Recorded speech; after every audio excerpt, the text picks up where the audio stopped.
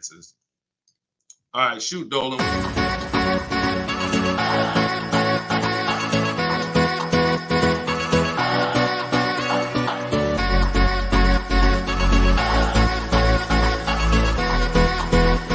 The worst possible thing you could say when you walk into a car dealership. I spent 5 years with Mercedes-Benz, 5 with General Motors, and the worst thing a person could say when they walk in is, if you could just get me to this payment, we got a deal.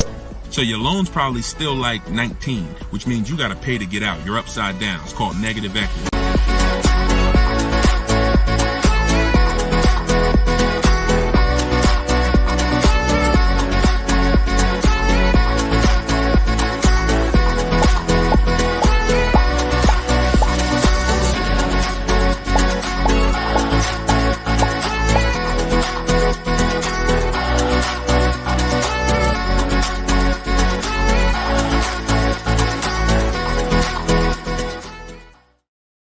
What's going on, everybody? We are officially kicking off episode 1 of Car Shopping Questions and Answers. I am your host, Deshone the Auto Advisor. We're going to do this show for about an hour. I'm excited to get really down into the nitty-gritty of showing you how you can buy cars, lease cars, and get below market prices. And if you don't know me, I spent 14 years in the car business, 5 with Mercedes-Benz, 5 with General Motors.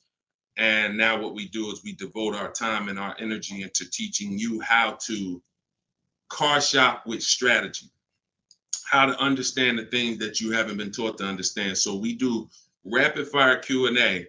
And no matter where you're at, I want you to start typing your questions. We're live on 4 platforms right now. And this whole broadcast is going to be sponsored by my new book. It's a digital book. It's called Cars from Home: 7 Steps to Saving Time, Money, and Avoiding Dealerships. There's a link in every single post, so you can get your copy at 75% off for the next 30 minutes. But while we're here, let's go deep. And everything I'm going to be teaching you is going to be out of my book. And all of your questions are going to be answered in one of our 7 steps. So start typing your questions. I got my man Dolan in the background. I see a lot of people on TikTok, but I don't see the questions coming in on TikTok yet. And TikTok, y'all usually are the ones that send the questions the fastest. So let's get these questions up. And so Dolan can start loading them onto the show and we can get down to business. So Dolan, kick us off when you're ready. 75%. Yes, 75% off is today, SS. That's from YouTube. Yes, you can get it for the next 30 minutes. It's normally $97. But it'll be in your inbox in about 5 minutes at 75% off. So let's go, Dolan. When you're ready, if we've got the first question, let's kick it off. Okay, this one's from YouTube. Hello. Thank you for all your advice. We're looking at the car on Copart, and it was a salvage title. What is your experience with these types of auctions? So I don't get into teaching about salvage titles. I'm going to tell you why. I consider that to be like foreclosures.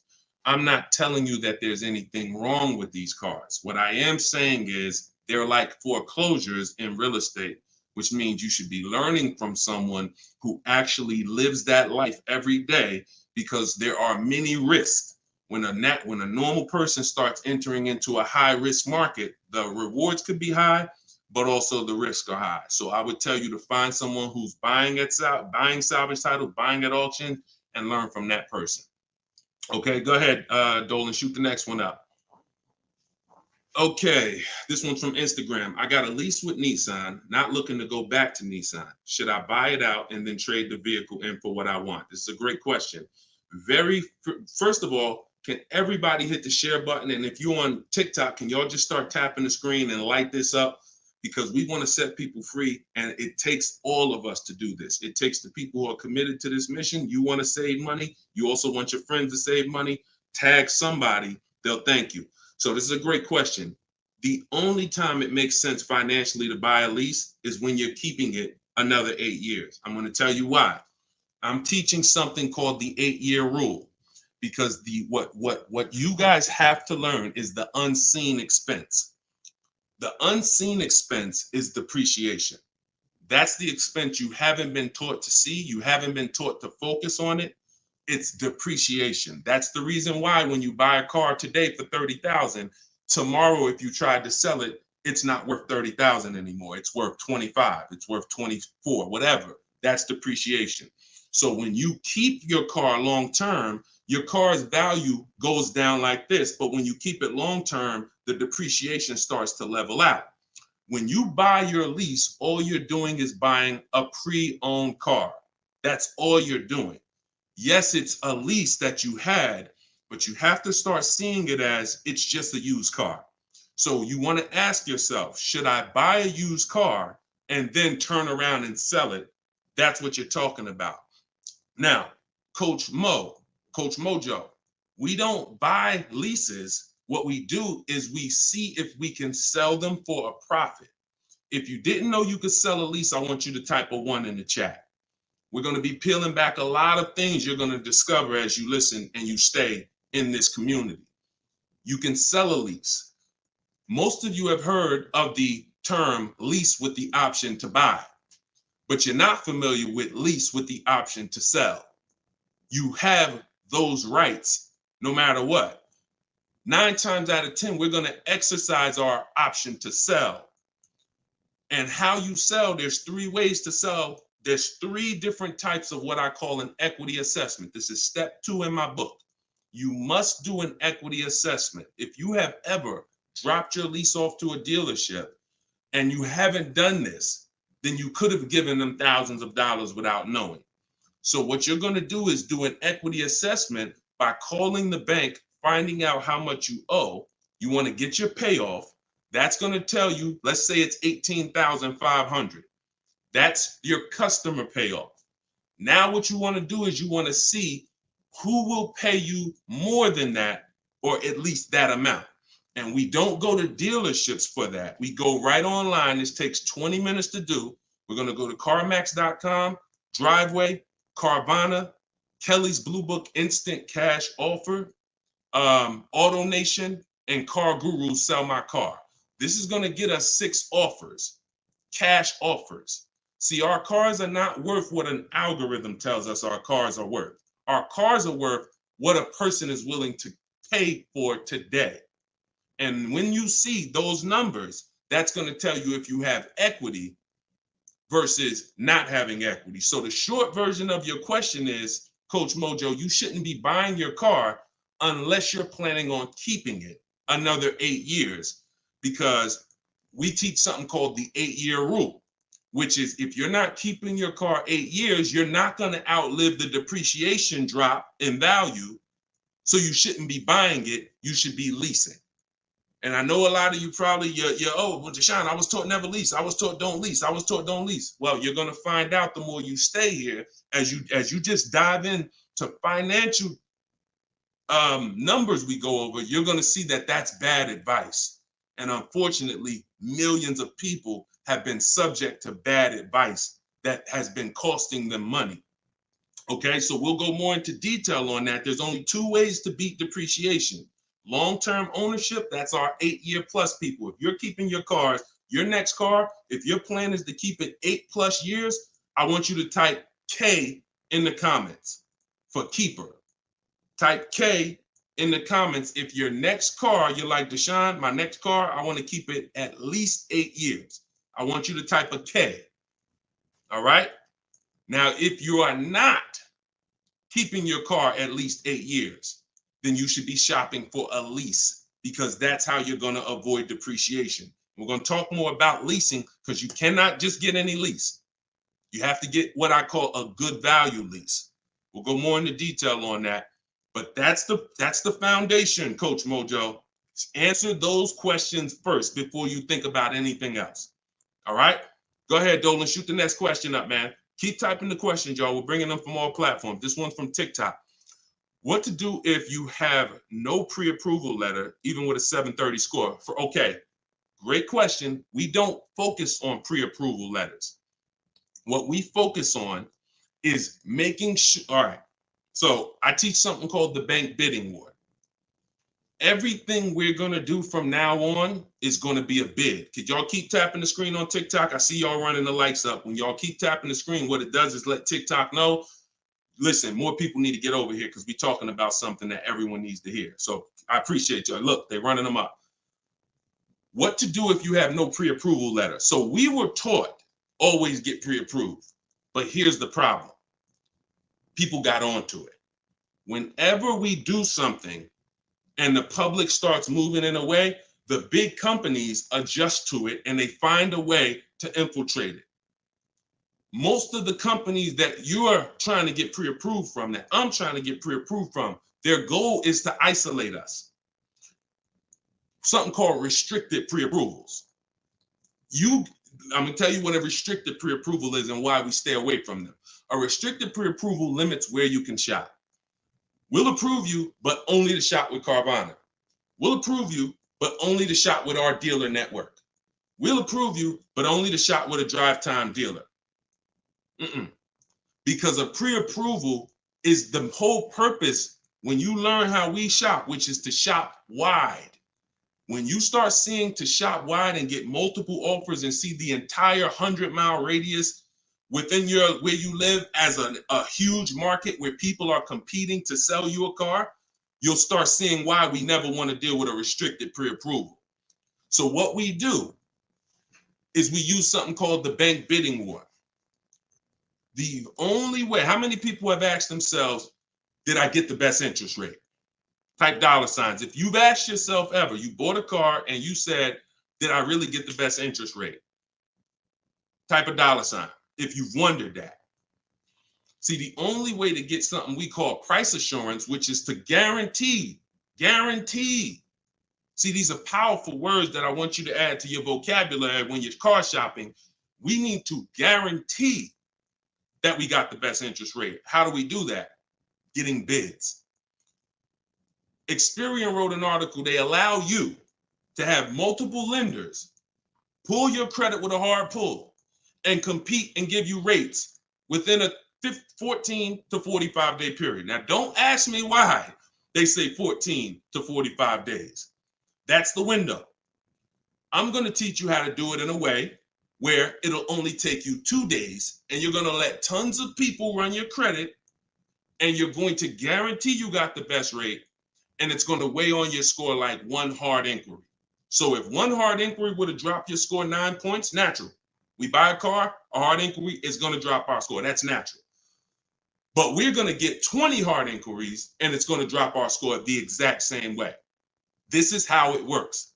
You do not let anyone run your credit under any circumstances until after you find your car. In my book, I have something called the Perfect Budget Calculator. I created this tool. What it does is it's going to tell you, it's going to give you multiple goals. It's going to tell you exactly what car you can afford. It's going to tell you how to be under your max monthly payment. And you put everything you want to put in, what your max monthly payment is, we use the standard interest rate. So whatever the interest rate is at this time, we use that. Budget. The only purpose for a pre-approval is to budget. Think about some of you who are homeowners. The only purpose in getting pre-approved was to budget so that you can go buy your house, right? You with me? That's the only purpose. If we don't get pre-approved, we don't know how much we could afford. So when we do, what we do is we take the average interest rate, and that's what we're going to use to estimate our payments. This is in my book. See, I created technology.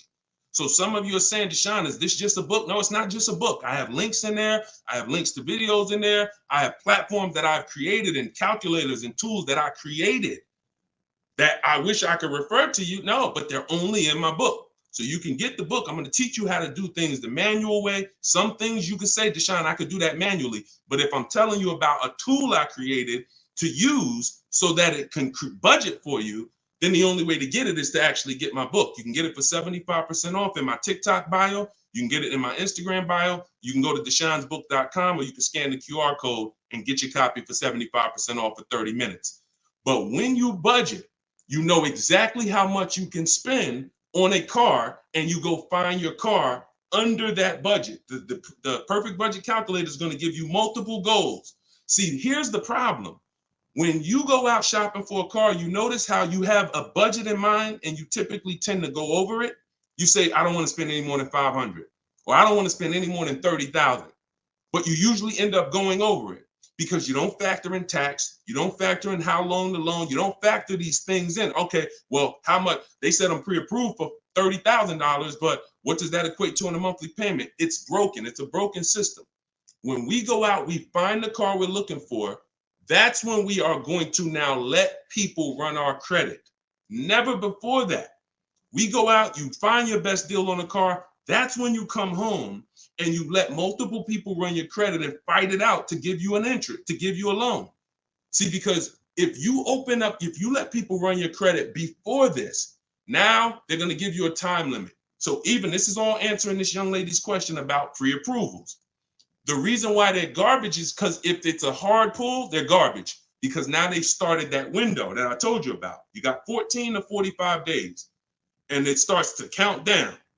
Now you're trying to rush and find a car. Some of us, it might take us 3 months to find the best deal on our car. If you got a pre-approval and the time is expiring, you're shopping with your back against the wall. Second reason it's garbage is because once they give you a pre-approval, you are now tied to them and you don't have the opportunity to bid, and it's just garbage. So do what I'm telling you to do. When you find your car, that's when you're going to come home and you are going to now let people run your credit, and then you are going to let the dealer see if they can beat it. See, this is a must. I know you may have been taught, oh, I don't let that dealer run my credit. No, make them compete. The bad part is when a dealer is trying to give you an interest rate when you have no offer. That's bad. But when you have an offer, that's when he's trying to beat it. And that's a very different thing. You tell him, hey, I got 7.2 from whatever bank. That's the best offer I got. Okay. Now that dealer goes to work with their 7 to 12 bank. Hey, listen, can we beat this? And when he calls you, he's going to tell you one or two things. Hey, good news. I was able to beat that interest rate. In which case, you what? Guarantee you got the lowest interest rate. Or he's going to say, listen, I tried my best. I talked to every bank I got. Nobody could beat that rate. In which case, what? You still what? Guarantee you got the best interest rate. So the only way we're going to be able to do that is with bids. We're going to stop negotiating. We're going to start making people bid. That's what we're all about here. Go ahead, Dolan. Shoot the next one up. I'm going to try to get through these. I'm going to try to give, see, I can't do short answers to some questions. Okay, hold on. Yeah, hold on. Link to 75% off is not working. Are y'all able to click it on TikTok? Let me know on TikTok if y'all are able to access the 75% off. Okay, this one's from YouTube. My credit score is between 500 and 600. Can I still get a nice car? Great question. You should be focused on getting a great car, and you should be, all right. My credit score is between 500 and 600. Can I still get a nice car? Under no circumstances do you ever want to compromise on the car. Follow me. You are going to focus on getting a great car, knowing I'm probably going to pay more in interest. Paying more in interest is not bad considering your situation. Here's why. That can be fixed. Refinance, that can be fixed. But if you get a bad car, that cannot be fixed. So we have resources. I use a company. I refer people to LendBuzz. LendBuzz will work with people who have challenged credit. But here's what you got to know. You can't let them dictate how you're going to shop.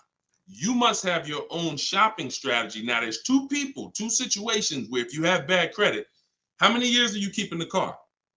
That's the question. If it's 8+ years, then no problem. I'm going to get the best car I can find. I'm going to pay a little bit more in interest, but as soon as my credit's good, I'm going to refinance that loan. Problem solved.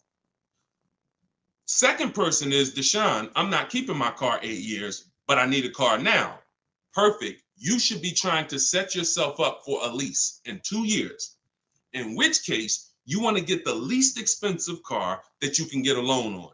10,000, 12,000. You're going to use that perfect budget calculator, or you just want to say 10 to 12,000. You're going to try to find a car in that range. I'm going to tell you why. In 2 years, when you go to trade out of that car, if you go and buy yourself a $20,000, $30,000, $40,000 car, you're going to have a bunch of negative equity. And what that's going to do is that's going to stop you from getting a lease. This is what people do. Oh, Deshone, I couldn't qualify for a lease, so I'm going to go out. I want to get that Dodge Charger with the big engine in it because I can't sacrifice for 2 years. I can't be out here looking like I don't have a nice car. Problem. I can't help you. But if you're willing to say, because I'm going to tell you why. I'm going to tell you why. When you get that Dodge Charger, you usually forced your way into it, bought an older one, paying a high payment, high interest. So in 2 years, when you think you're going to trade out of it and go lease, you're going to have a hard time because the negative equity is going to be so severe. And when you have that $600, $700, $800, $900 car payment, chances are you might miss one of them. This is a disaster because we can't sacrifice. So what I'm telling you to do is say, all right, if Deshaun's telling me that the best move financially is for me to be leasing because I'm not keeping my cars 8 years, I need to be getting great leases, but I can't qualify, then my mission is to qualify. That's my mission. So when I look at what that take, what did that take? That means I'm going to get a car now, and that's going to be my sacrifice car. That's going to be my car that I drive for 2 years, build my credit. It's not going to be my perfect car. My perfect car is going to be when I drive a brand new lease off the lot 2 years from now. This is my setup car. So I'm going to make sure I get a low price car where I won't miss a payment. I'm going to build that payment history. I'm going to have minimal negative equity. And then in 2 years, I'm going to make a power move. That's the short term and the long term. That's why it's important to know, is this a long-term car or is this a short-term car? Very important to know. If it's long-term, I told you what to do. You buy a car, refinance later. Short-term, you should be setting yourself up for a lease in 2 years. Buy yourself an inexpensive car, low loan, small loan, and get ready to trade that in 2 years. But you must get a great car in either situation. You can't sacrifice the quality of the car or the whole plan goes to hell. Your car breaks down midway, plan is scrap the plan. So we never compromise. So check this out. I see as soon as you purchase the book, I give you a support email because I do not DM me about products. Everyone gets a support email because we want to handle those issues immediately. DMs I barely see. Thank God we got 2 million plus followers. I can barely see DM. That's why as soon as you get a book, I say screenshot this screen. If you don't get that book within 5 to 10 minutes, check your spam, check your junk. Then you go and you contact support and we'll make sure we email you that copy manually. Okay, because that's what we do. Don't DM, use that support email so we can make sure we take care of you. All right, shoot the next one up, Dolan. Great questions so far. What would dealers try to sell you a car that has issues? Don't sign up for these answers. That's why does the sun rise in the east and set in the west? Some questions are not worth trying to answer. Just plan accordingly and move accordingly, knowing these things are. If the people who are supposed to be taking care of you with cars are not educating you, are not moving with integrity, then you better be educated. Remember that. If the people who are supposed to be taking care of your money, when you come to buy a car, lease a car, that's a $10,000 to $100,000 transaction, some of you. If those people are not moving with integrity, and you cannot guarantee that, a smile doesn't guarantee that, talking nice doesn't guarantee that, you better be educated. And the people who are going to move like the way we're going to move, the way you're going to move if you're listening to this, the way you're going to move if you have my strategies in my book, the way you're going to move when you learn how to car shop online and make people bid, you're going to be educated where no one can take advantage of you. You're empowered. You're the one in control. You're the prize. You're the one people are competing with to earn their business. And that's what I want for you. All right, go ahead, Dolan, shoot the next one up. Just keep typing your questions, y'all. We're bringing them in from all platforms. Hello, I put a down payment on a car 45 days ago. They gave me the keys, and now 45 days, the dealership says the bank doesn't want to do the deal. The bank says they never said that. Do I take the car back? Reach out to the bank. If the bank has an account for you, then that account is in stone. If they have your name and they have your name on an account number tied to that car, then it doesn't matter. They could be trying to bring you back and trade that car and do another transaction, which is legit if you fall for it. You get what I'm saying? If you bring that car back and switch it, then let them trade you out of that car, sell you a different car, That's another transaction. But if you have an account number with that bank, then that means that bank is that deal is signed and sealed. That's what you got to make sure, Empress. Go ahead, shoot the next one up, Dolan. This one's from Facebook. I'm about to begin the process of buying a car from a dealership. They're offering me a lowered payment if I go with one of their lenders. Are there any ways to save on this deal? So, have you gotten bids? See, did they look? You were programmed to be loyal to dealers. I'm from the industry. I was in the industry for 14 years. I'm teaching people all around the country. We have over 8, close to 8,000 customers that have used our stuff and used our products since 2021. We have data from all around the country. There is absolutely no way that you're going to get your best deal ever focusing on one dealer. That would be like you going into a supermarket and say, hey, no matter what the price of this item is, I'm only buying it from this brand. Or you saying, oh, I'm gonna buy a TV. No matter what I'm just gonna walk into Walmart and whatever the best price on the TV is that I see, I'm just gonna take that. I'm not gonna look online, I'm not gonna look on Amazon, I'm not gonna look on Best Buy. I'm just gonna walk into one store committed to try to get a deal with that store. That's the same thing you're doing. Could y'all keep running the likes up on TikTok, keep tapping the screen? If you're getting value out of this, I appreciate it. We don't do that anymore. That is a recipe. And look, I'm going to tell you something, and I hope you don't take offense to it. Our grandparents shopped like that. In what way in 2024, 2025, almost, 20 years, 30 years after the internet's being invented, you're still shopping like our grandparents shopped? Does that make sense? It makes sense when you're like, yeah, Deshone, that's what I'm doing. But it doesn't make sense in the grand scheme of why am I doing this? It's because that's what you were taught to do. That's why I represent unlearn, relearn. You can't win with what I teach unless you're willing to scrap all that bad knowledge. We don't buy from one dealer. 3 transactions that people have been, I'm gonna break this down real quick in literally a second so y'all understand. There's 3 transactions that you've been taught to give to car dealers. 3. Buying your car from them is one transaction. Who you get your loan from is another transaction. Who you sell your old car to is a 3rd transaction. And many of you have been taught to give the dealer all 3. Meanwhile, there are people who only want to give you a loan. They don't sell cars. They want to compete for your loan. There's other people who want to buy your old car. They don't sell cars. They want to buy your old car. Y'all get what I'm saying? Type a Y for yes, if you're understanding that you have to start breaking these transactions into their own transactions. You can't maximize and guarantee you're getting your best deal mixing 3 transactions or 2 transactions into one. You can't do it. We're breaking them up. And now once we break them up, how do we guarantee we get the best offer in each one? Bids. So you understand? So what we're doing is we need to see our old car, our old lease, our old car that we have that we're replacing. Who I'm going to sell that car to is one transaction. And whoever's going to win the bid gets the car. Who I'm going to get my loan from, that's another transaction. And whoever wins the bid gets my loan. Who I'm going to buy my car from, that's another transaction. And who's going to win the bid gets the car, gets to sell me the car. And we do this in 60 minutes. See, what you're going to see, watch this. Let me show you Frina. Frina just picked up her Jeep last week. Look at the deal she got.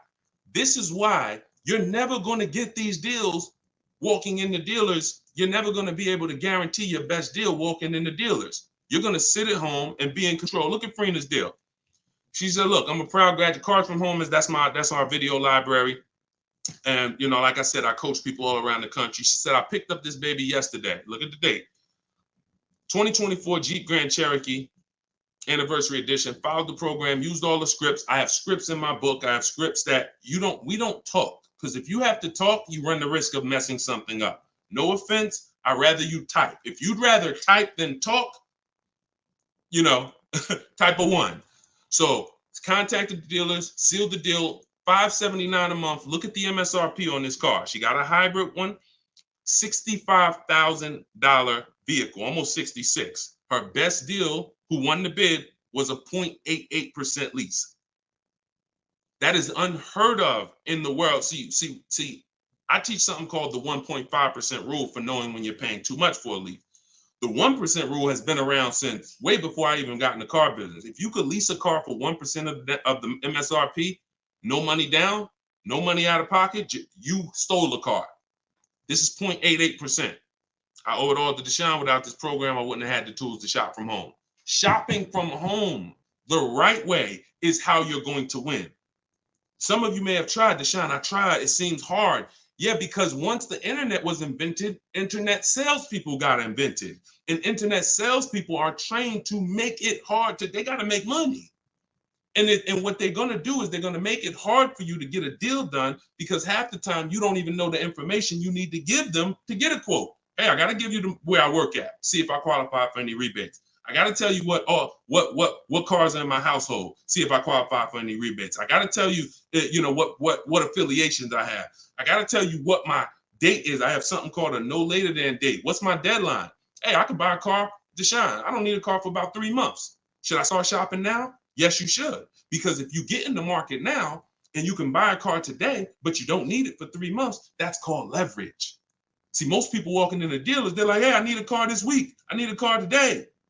That means the car that's coming 6 weeks from now, they can't benefit from that. You can.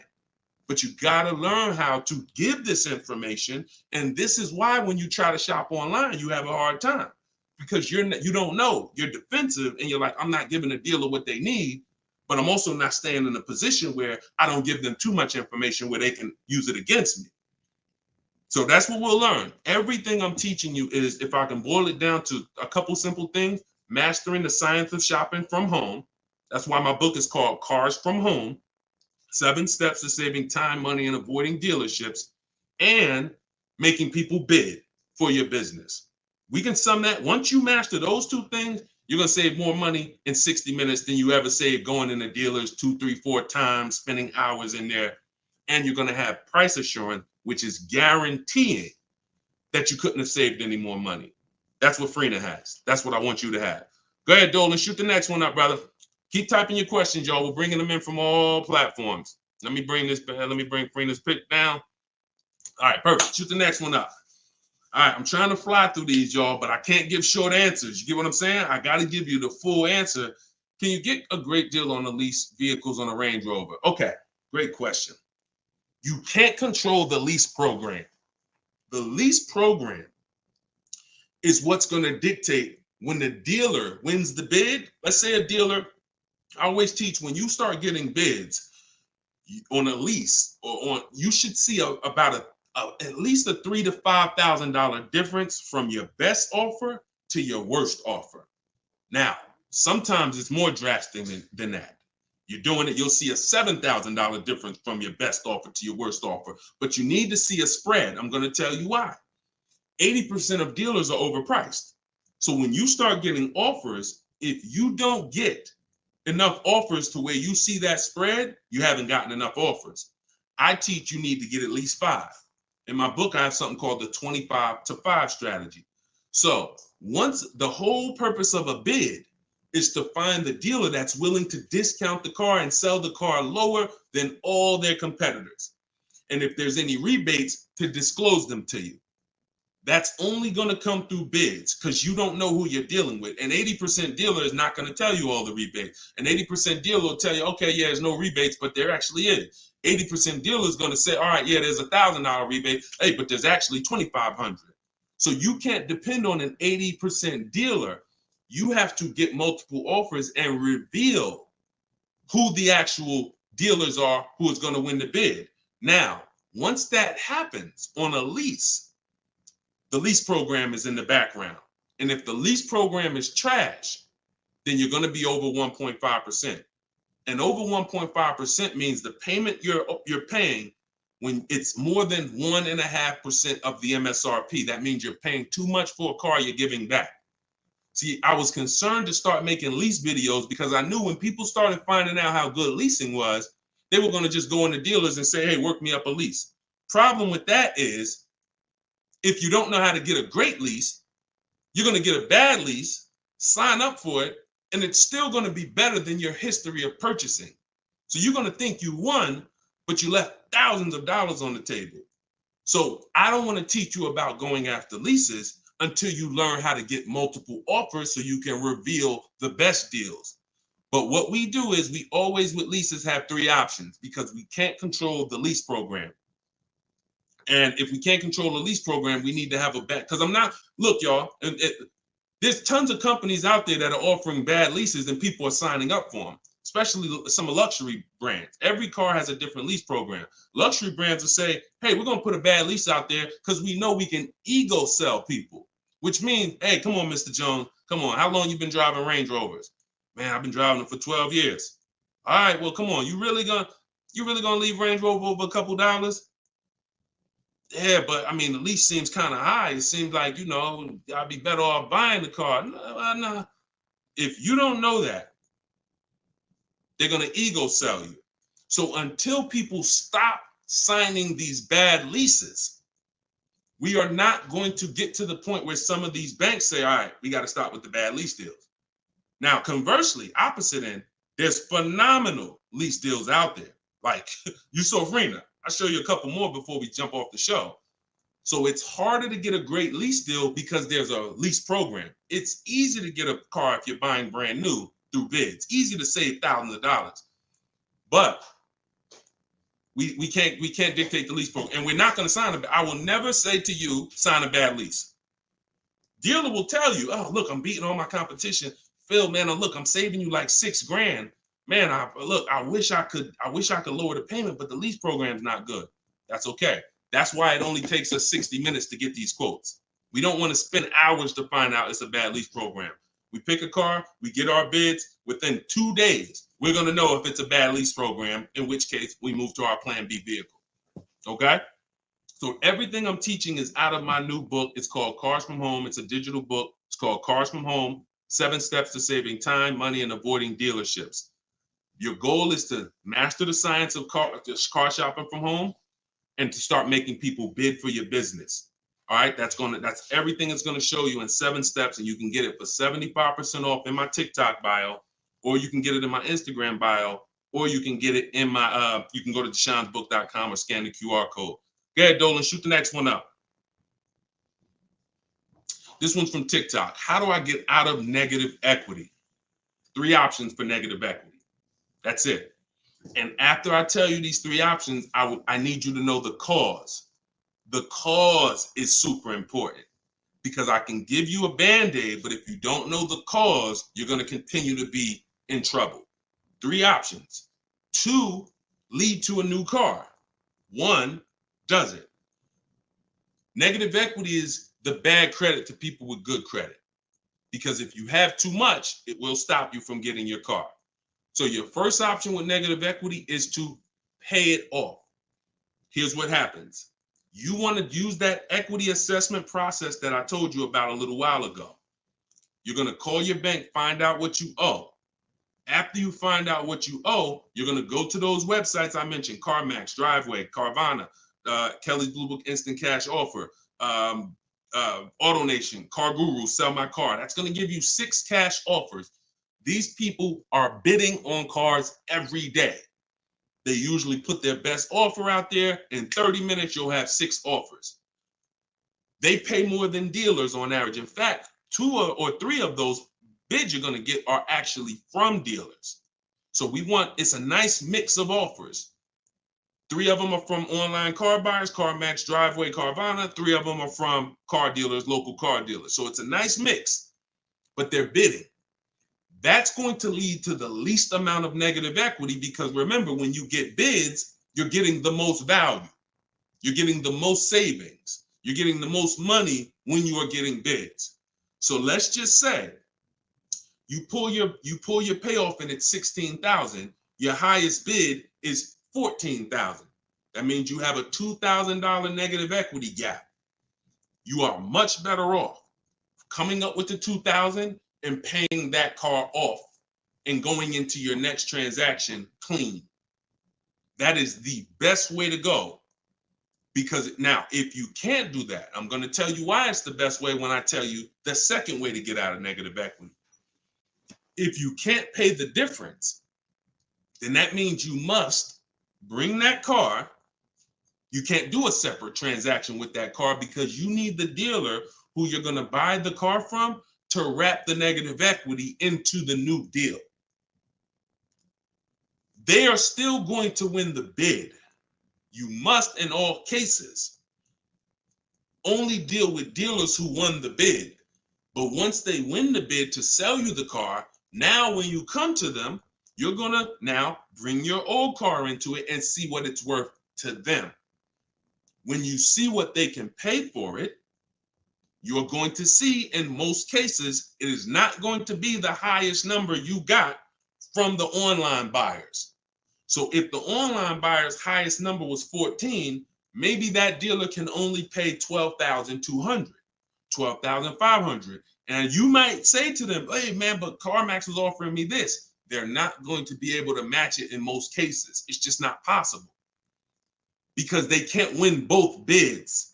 If you start buying cars for the most money, selling cars for the least money, it won't take you long to be out of business. That's probably what happened to Vroom. They were buying cars for the most money and then trying to sell them, and they weren't able to make the profit. So we must separate the process, but if you can't pay the difference, you now must bring your old car into the process after a dealer wins the bid, introduce them, hey, this is the car. Now, they've already won the bid. They beat all their competition to sell you a car. So they've already proved they're a 20% dealer. Now you're bringing your old car, and you're going to see, Dad, if I would have sold it to them, I would only had 2,000 negative equity. But bringing it over to this transaction, I actually got like 3,700 negative equity. And there's nothing we can do about that. That's why I said the plan A is always, if you can cover the difference, cover the difference. If you can't, that's your only option. Now, here's the third thing. I told y'all 2 things lead to a new car with negative equity, 1 doesn't. If you have too much negative equity, you have to understand loan to value ratios. Loan to value ratios have nothing to do with credit scores. That's why I call negative equity the bad credit to people with good credit. When you bring your negative equity over, the bank is only going to lend a certain percentage above the price of the car. So if the price of the car is 30,000 and you have good credit, the bank might only lend 36. They might only lend 20% more, 25% more than the price of the car. So if you're coming over and you're trying to do a no money down deal, which is what we do, we shop with no money down. If we can make no money down deals and we can get the car payment to where we want, if we can get the whole deal to where we want with no money, that's what we do. It's different when interest rates are higher. We typically put more money down to avoid paying more high interest. But when it comes to us shopping, we always shop with no money down. So if you're trying to do a no money down deal and you are trying to bring all this negative equity over and trying to not just finance the price of the car, but the tax, the fees, and negative equity, you run the risk of blowing out the loan to value ratios, in which case you're not going to be approved. You could have a 900 credit score. They're going to tell you you got to put money down because you can't finance all that negative equity. So it depends on how much. And if that's too high and you can't put down money to actually make a difference, then you're going to need to stay and pay down that car for a couple more months or even maybe a couple more years to lower the amount of negative equity. So that's how you get out. That's all in my book. 3 ways to get out of negative equity. But what you got to know is the cause. Only legitimate reason for negative equity is because you had an emergency and you had to switch cars. Now, if we go by things that can be prevented, like Deshone, I bought a car, it's breaking down. Well, that means you bought the wrong car. We can prevent that with knowledge. Now, if you say, Deshone, I just wanted a new car and I switched it, that's costing you. And because you don't understand leasing, see, 90% of the time, 10% we give to emergencies. Deshone, man, I had a sedan, then I had twins, I had triplets. I need to get an SUV. I got to switch the car. Understood. Legitimate reason. Switch the car, stay in it long term, pay off, and keep the car. But 90% of the time it's you don't understand leasing. And you buy your cars, you take out 5, 6, even God forbid 7-year loans, you switch these cars in 3 years, 4 years, you always have negative equity and you're overpaying by thousands of dollars. That's the cause. That is the cause. I've been doing this since 2006. The reason for most people, most of your negative equity is because you haven't learned the lease yet and you're buying cars, but you're a short-term person. All right? And the more you stick around here, the more you'll understand why that's a mistake. If you get my book, you'll understand, oh, I've been doing this wrong. I was taught this. I don't blame you. You were taught that. But when you learn, when you do better, when you know better, you do better. And that is my goal, is to make sure you know better. My pleasure, Reggie. Said thank you for everything. My pleasure. Absolutely. Everything I'm teaching y'all is out of my new digital book, Cars from Home, 7 Steps to Saving Time, Money, and Avoiding Dealerships. You can get your copy for 75% off as part of our launch in my TikTok bio, in my Instagram bio, or you can go to deshonsbook.com. There's a link in the comments, or you can scan the QR code if you're watching us on the television, and you can get your copy for 30 minutes. Once that timer expires, book goes back up to $97. So get your copy before the timer runs out. Go ahead, Dolan, shoot the next one up. All right, this one's from YouTube. Appreciate all of your content. Thank you. We are looking to buy our teenage daughter her first car. Is there any downside to purchasing outside of a name franchise dealer? No, if you do your due diligence, because there's 100,000 plus used car dealers in the country. Let's assume 80% of them are trash. As long as you are sorting, when we shop for used cars, and you want to ask yourself the 8-year rule question. If you're not keeping this car, if you don't think your daughter's keeping this car 8 years, then you should be shopping for a lease for her. Now, if you say the only difference, there is one exception to the 8-year rule for those of you who are buying inexpensive used cars. $10,000 used cars, $7,000 used cars, that's different. That's different. I call these smart cars, not the little smart cars. It stands for saving money at the right time. So if you're buying these cars, my brother does this. He buys pre-owned cars. He gets them $10,000, $7,000, $5,000, and he drives them. He pays very little money. Sometimes he sells them and makes a little money. That's different. But the mainstream cars, if you're not keeping them 8 years, $15,000, $20,000 used cars that you're buying, you're going to see the 8-year rule is the gospel.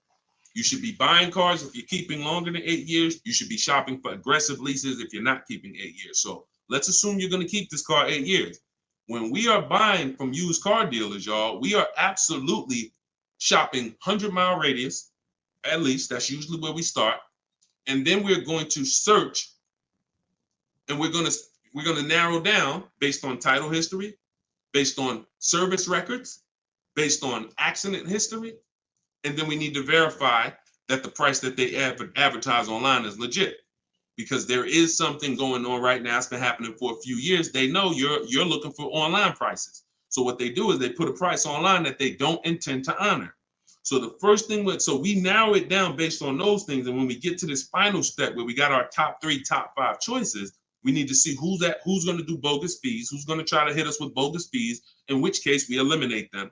And then we narrow it down to the best one. And we need to pull the original. Listen, who's going to be buying a used car? I want you to type a U. If your next car you're keeping for more than 8 years is going to be a used car, type a U in the comment.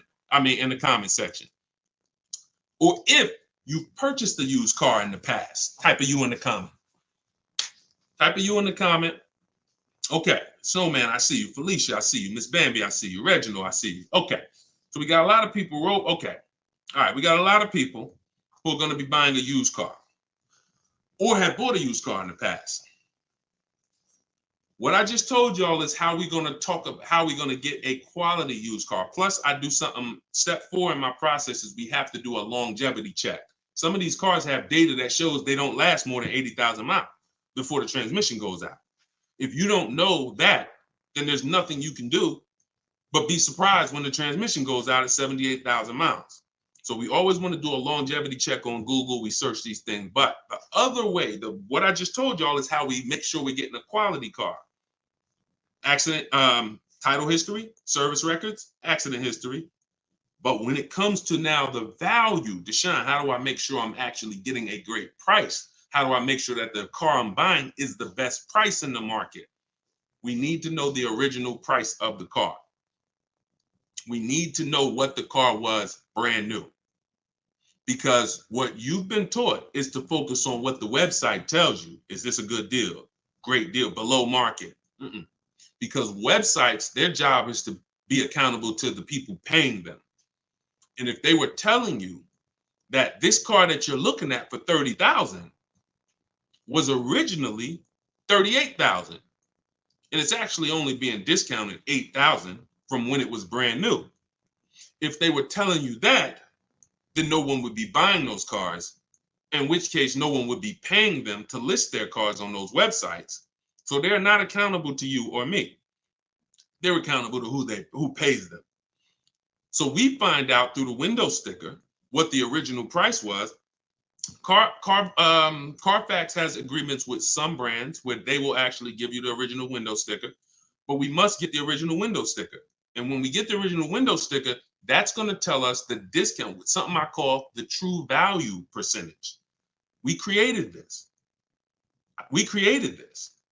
The true value percentage is the discount from the price when it was new.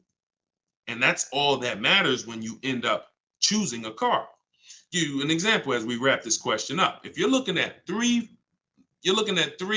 Honda Pilots. You've narrowed it down to 3 Honda Pilots. They're all within $1,000, $1,500 of each other. One's $30,000, one's $30,500, one's $31,000.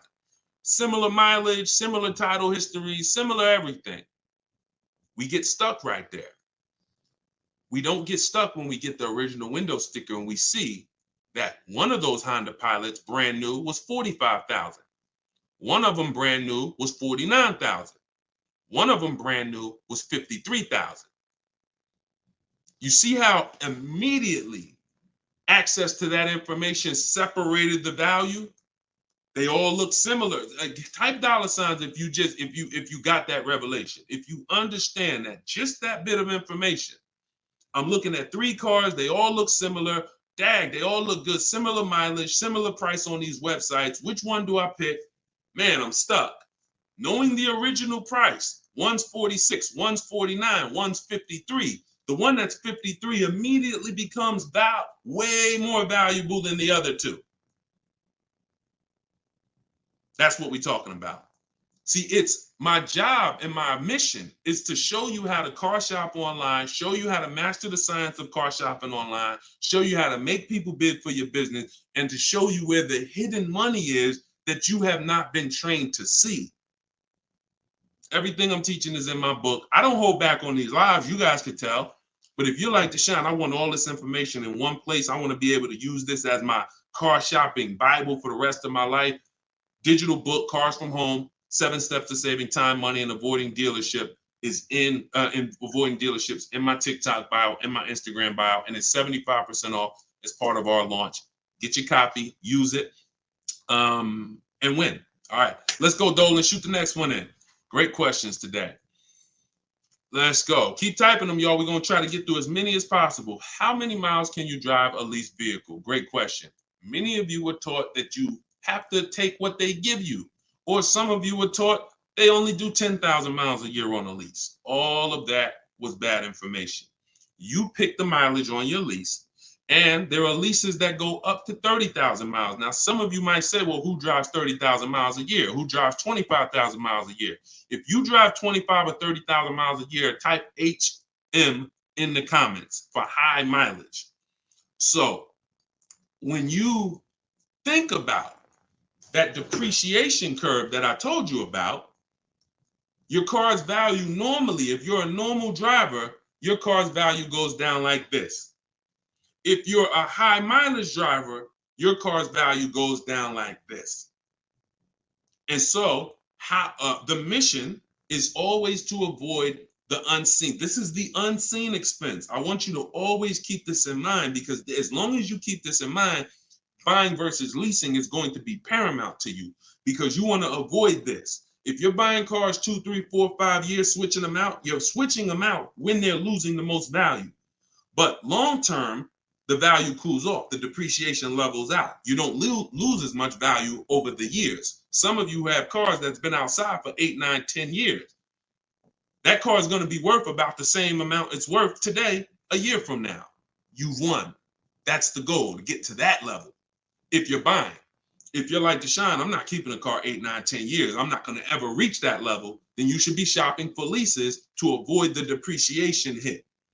So when it comes back to 83rd degrees question, you can tailor a lease up to 30,000 miles a year if you want. And here's where I learned this. I was a manager at Hyundai for 6 weeks. Guy came in. He was returning his lease on a Hyundai Sonata. I was doing the lease return for him. And I said, hey, you leased this? He said, yeah, I always lease. I'm in sales. I'm on the road every day. I used to buy my cars. And, you know, I would have a bunch of negative equity all the time. I was just losing thousands of dollars every time I went to replace the car. It wasn't worth what I owed on it. And I just kept rolling over. I stopped doing that when I found out about leasing. Now, same time he's telling me this, I know that I've also sat with people who came in with high mileage with 10, 15 grand of negative equity. So what he's telling me, I've experienced. And I'm trying to help these people and dig them out of this hole and help them get another car, but they have a ridiculous amount of baggage from the old car. So he told me that, and I saw his payment.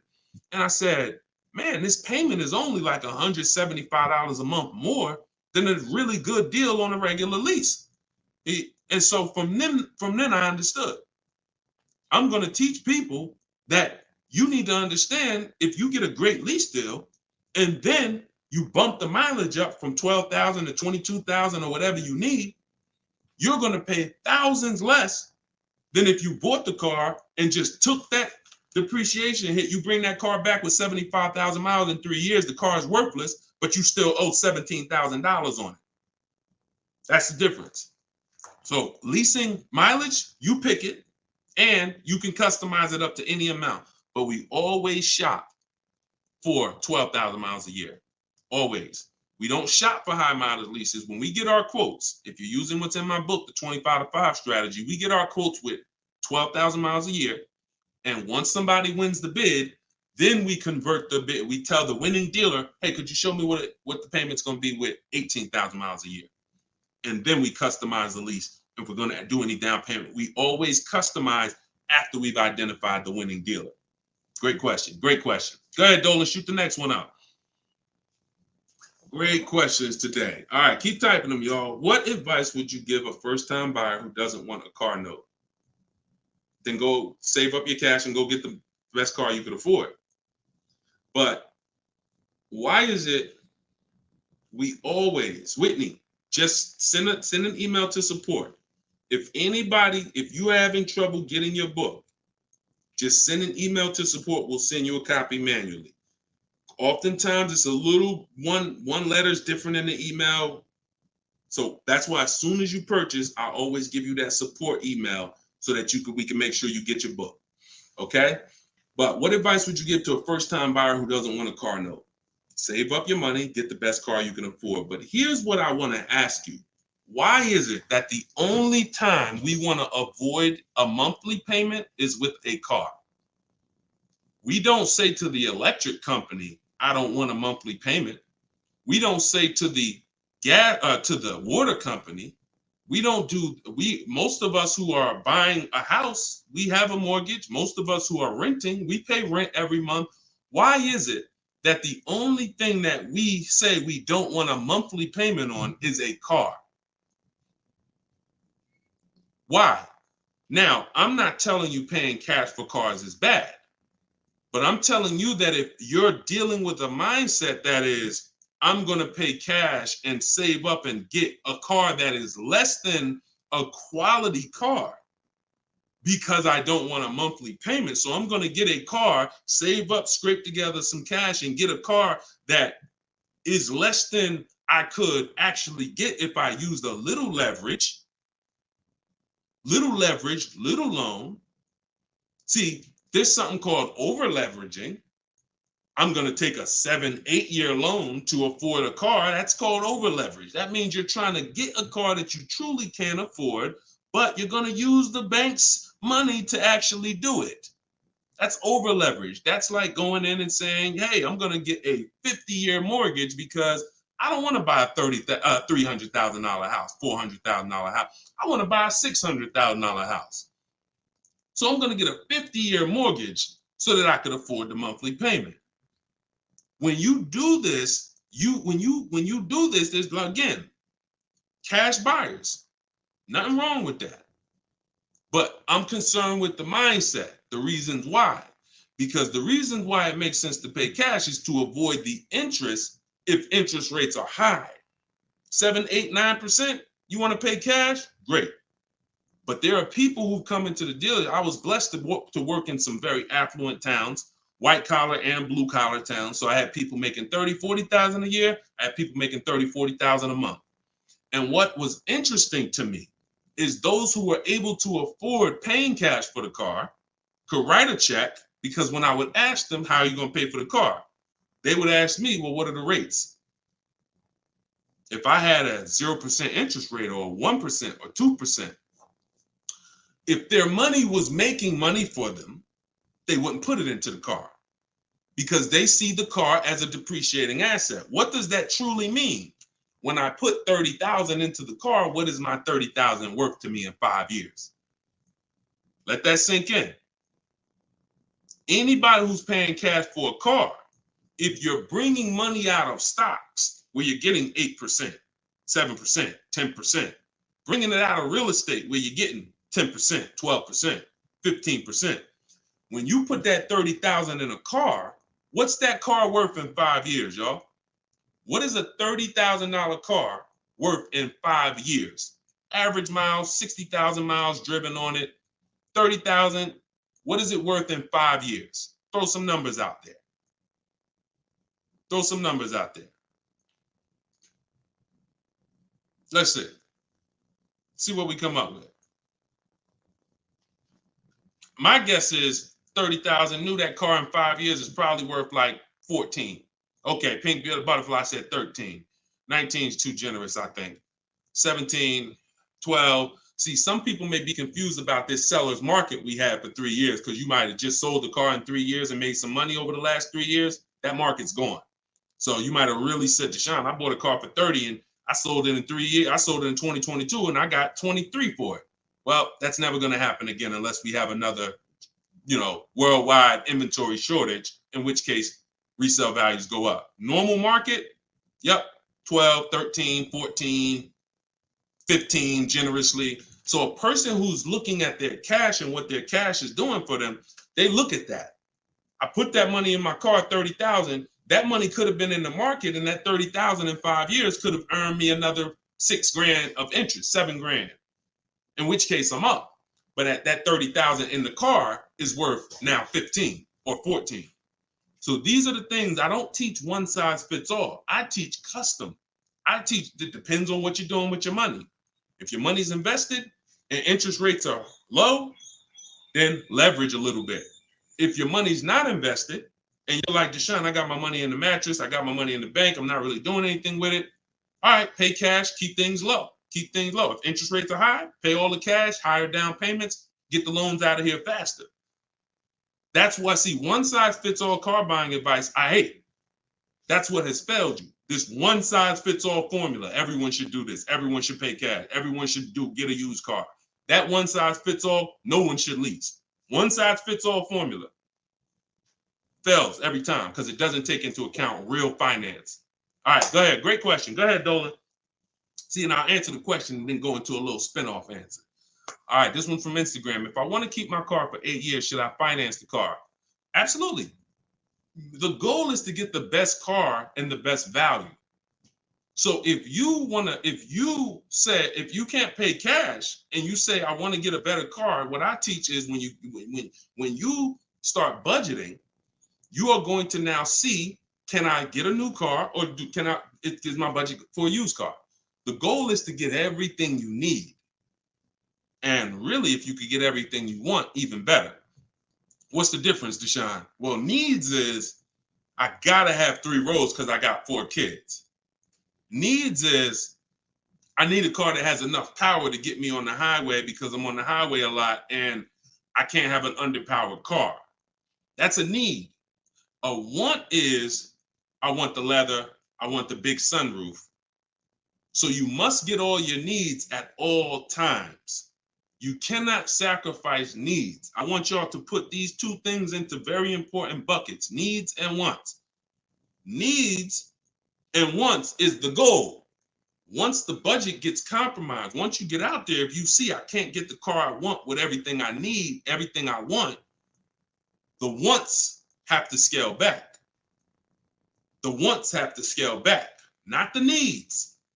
I had a woman walk in the Mercedes when I was there, and she was like, hey, I want the big truck because I got kids. I need the 3 rows. And once we worked out the deal and the numbers, she saw the numbers and she was like, oh, that's above my budget. But what about the 2-row one? What about the smaller one? I said, didn't you say you need 3 rows for the kids? Yeah, you're right. You're right. See, she's about to take a need out to get a want. Does that make sense? So needs and wants are the big things. Needs will make you switch the car because you didn't get what you need. And when you switch the car, you lose money. So when you didn't get what you need, you will switch the car and lose money. If you didn't get what you want, that's easier to bear. Needs is like from day one, this car is not doing what I needed to do. So we must get our needs first. And that's what we talk about. So then you choose, can my budget get me a new car or a pre-owned car? And once you make that decision, you just go out and you're now shopping the market. I use, in my book, I have something called the multiple marketplace strategy. This is when we shop for used cars. We're on all the marketplaces. We're seeing the whole market as one big marketplace. Everywhere cars are, we are looking and we're narrowing it down to our best, top 3, top 5. And then we're taking one across the finish line. You can't get below market deals on a used car until you see what the market is. See, let me go deep on this for a quick second. The goal for me, if you're learning from me, your goal is to get below market deals, below market leases, below market. You saw Freena's lease. That's a below market lease.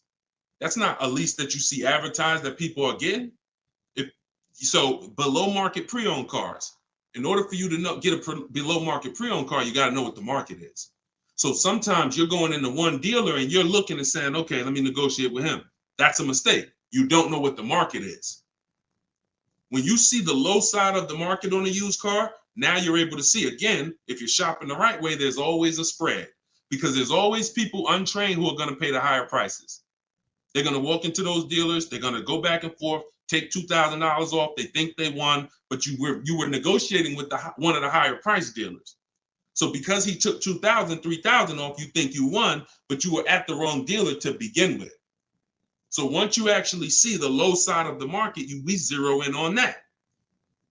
And we zero in on that, and we look to take one of those deals across the finish line. Can't get below market deals if you don't know what the market is. That's why when we look at used cars, we're not looking to buy the first day. We're not looking to buy the second day. Sometimes some of you are like, Deshone, I got a couple months. You might want to watch the low side of the market. You might want to, we always get alerts when we go in. This is all in my book. If you like Deshone, I want to know all of this. I need this in my hand. It's in my book, Cars from Home, 7 Steps to Saving Time, Money, and Avoiding Dealers. 75% off in my link, in my bio, TikTok, in my bio, Instagram, or go to deshonsbook.com or scan the QR code. But when we are getting these, when we are looking at the low side of the market, you might want to watch it. You might want to watch it and see, okay. And then we have alerts on. So every new car that pops up on these marketplaces, we get an email immediately. So we get an email immediately. And if I know that the low side of the market is 22, 23, the minute that car comes on, I'm going to be one of the first ones on it, where everyone else is going to hesitate. When a dealer gets a new car, typically a person who doesn't know the market, they're going to go in there and they're going to be like, all right, is this really a good deal? Meanwhile, we know the market. So we know in a minute, I'm going to snatch that deal before anybody even knew it was there, because the best deals do not last. And that only comes from knowing the market. All right, go ahead, shoot the next one up, Dolan. Great questions today. This one's from YouTube. What can I do to increase my confidence so I can negotiate more intelligently? Stop negotiating and start making people bid. Who's not a good negotiator? Type me. You're not a good negotiator. Type me in the comments. Not a good negotiator. Type me in the comments. Okay, that's most of you. And I'm a good negotiator, but you can't get guarantees being a negotiator. Pay attention to what I'm saying. I'm a good negotiator. I did it for a living, but I can't guarantee the lowest price negotiated. The lowest price only, the guarantee of the lowest price. I could be a good negotiator. Negotiator is always going to leave wondering, if you go back and forth with somebody, back and forth, back and forth, back and forth, you always leave wondering, could I have gotten a little more? That's not a guarantee. That's not price assurance. Bids, guaranteed, because I'm getting 5 to 7 offers. I'm having, in my case, I teach the 25 to 5 strategy. We're connecting with 25 dealers. We're getting 5 to 7 bids. Whoever wins the bid, win. That means you beat 25 dealers to earn my business. That means I guarantee that I paid the lowest price and I don't have to talk. That's why in my book are scripts, online scripts. That's the one part that I can't teach you. I can't teach you. It's not that I'm holding back. I can't teach you what my scripts are that are copy and paste. When they say, hey, when can you come in? My script says, hey, well, I'm actually going to be handling my whole transaction online. Oh, actually, well, we don't quote online. Okay, that's not what other dealers are saying. Should I remove you from my list? See what I'm saying? When we're copying and pasting and we know what to say to everything they're going to type, now we move things forward. We keep it on our agenda. This is all in my book, in my video library. This is what the people who have learned from me for the last 3 years have been doing. That's why you see people like Frina. That's why you see people like Pierre, got himself. He came in, got a 22 CX5. Very big thanks to Deshone the Auto Advisor, educating and empowering me to control the entire purchasing process. The perfect budget calculator really helped me figure out what I could realistically afford. With the true value percentage, we talked about that earlier in the show. Everyone purchasing a used car, true value percentage is what we use to make sure we win, price-wise.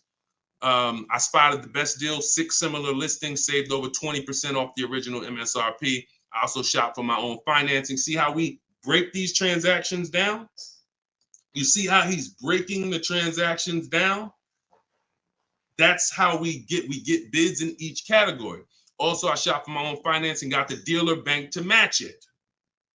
See? So we're not doing the shop for my own. Oh, I'm not going to let that dealer run my credit. He knows the bank bidding war. The bank bidding war is all these people are going to bid. So I guarantee I got the best price on my used car I bought.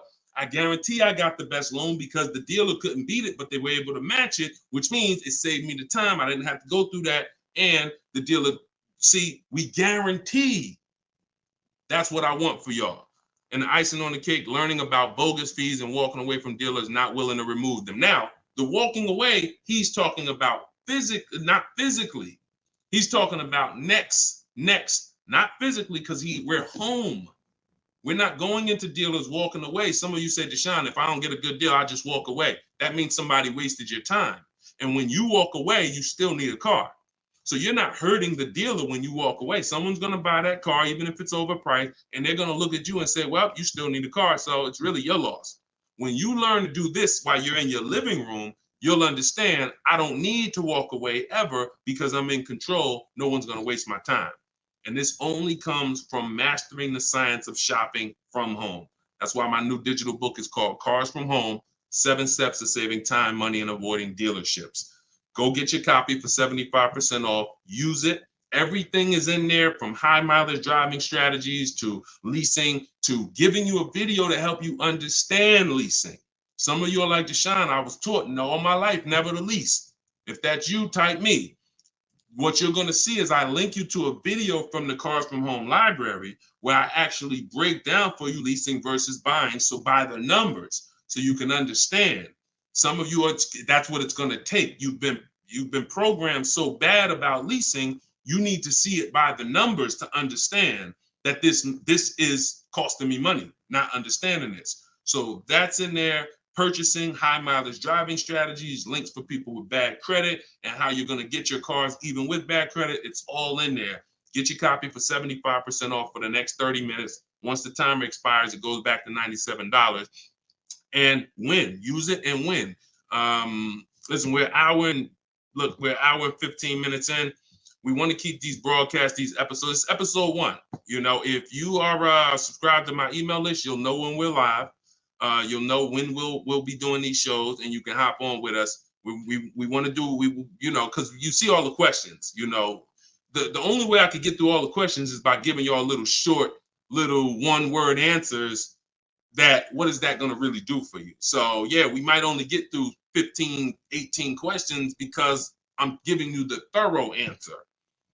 And when you see that a car is the second most expensive purchase behind a house, you'll appreciate the thorough answer. No one's going to buy a house and ask about financial literacy and expect a one-word answer.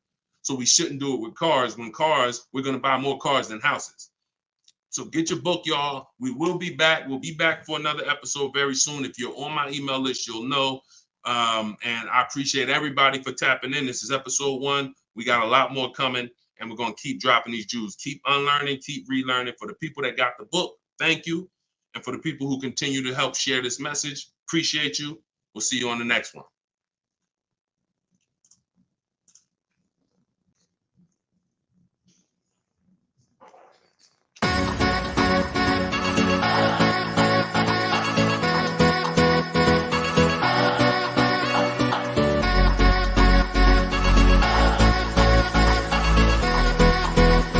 The worst possible thing you could say when you walk into a car dealership. I spent 5 years with Mercedes-Benz, 5 with General Motors, and the worst thing a person could say when they walk in is, if you could just get me to this payment, we got a deal. So your loan's probably still like 19, which means you got to pay to get out. You're upside down. It's called negative equity.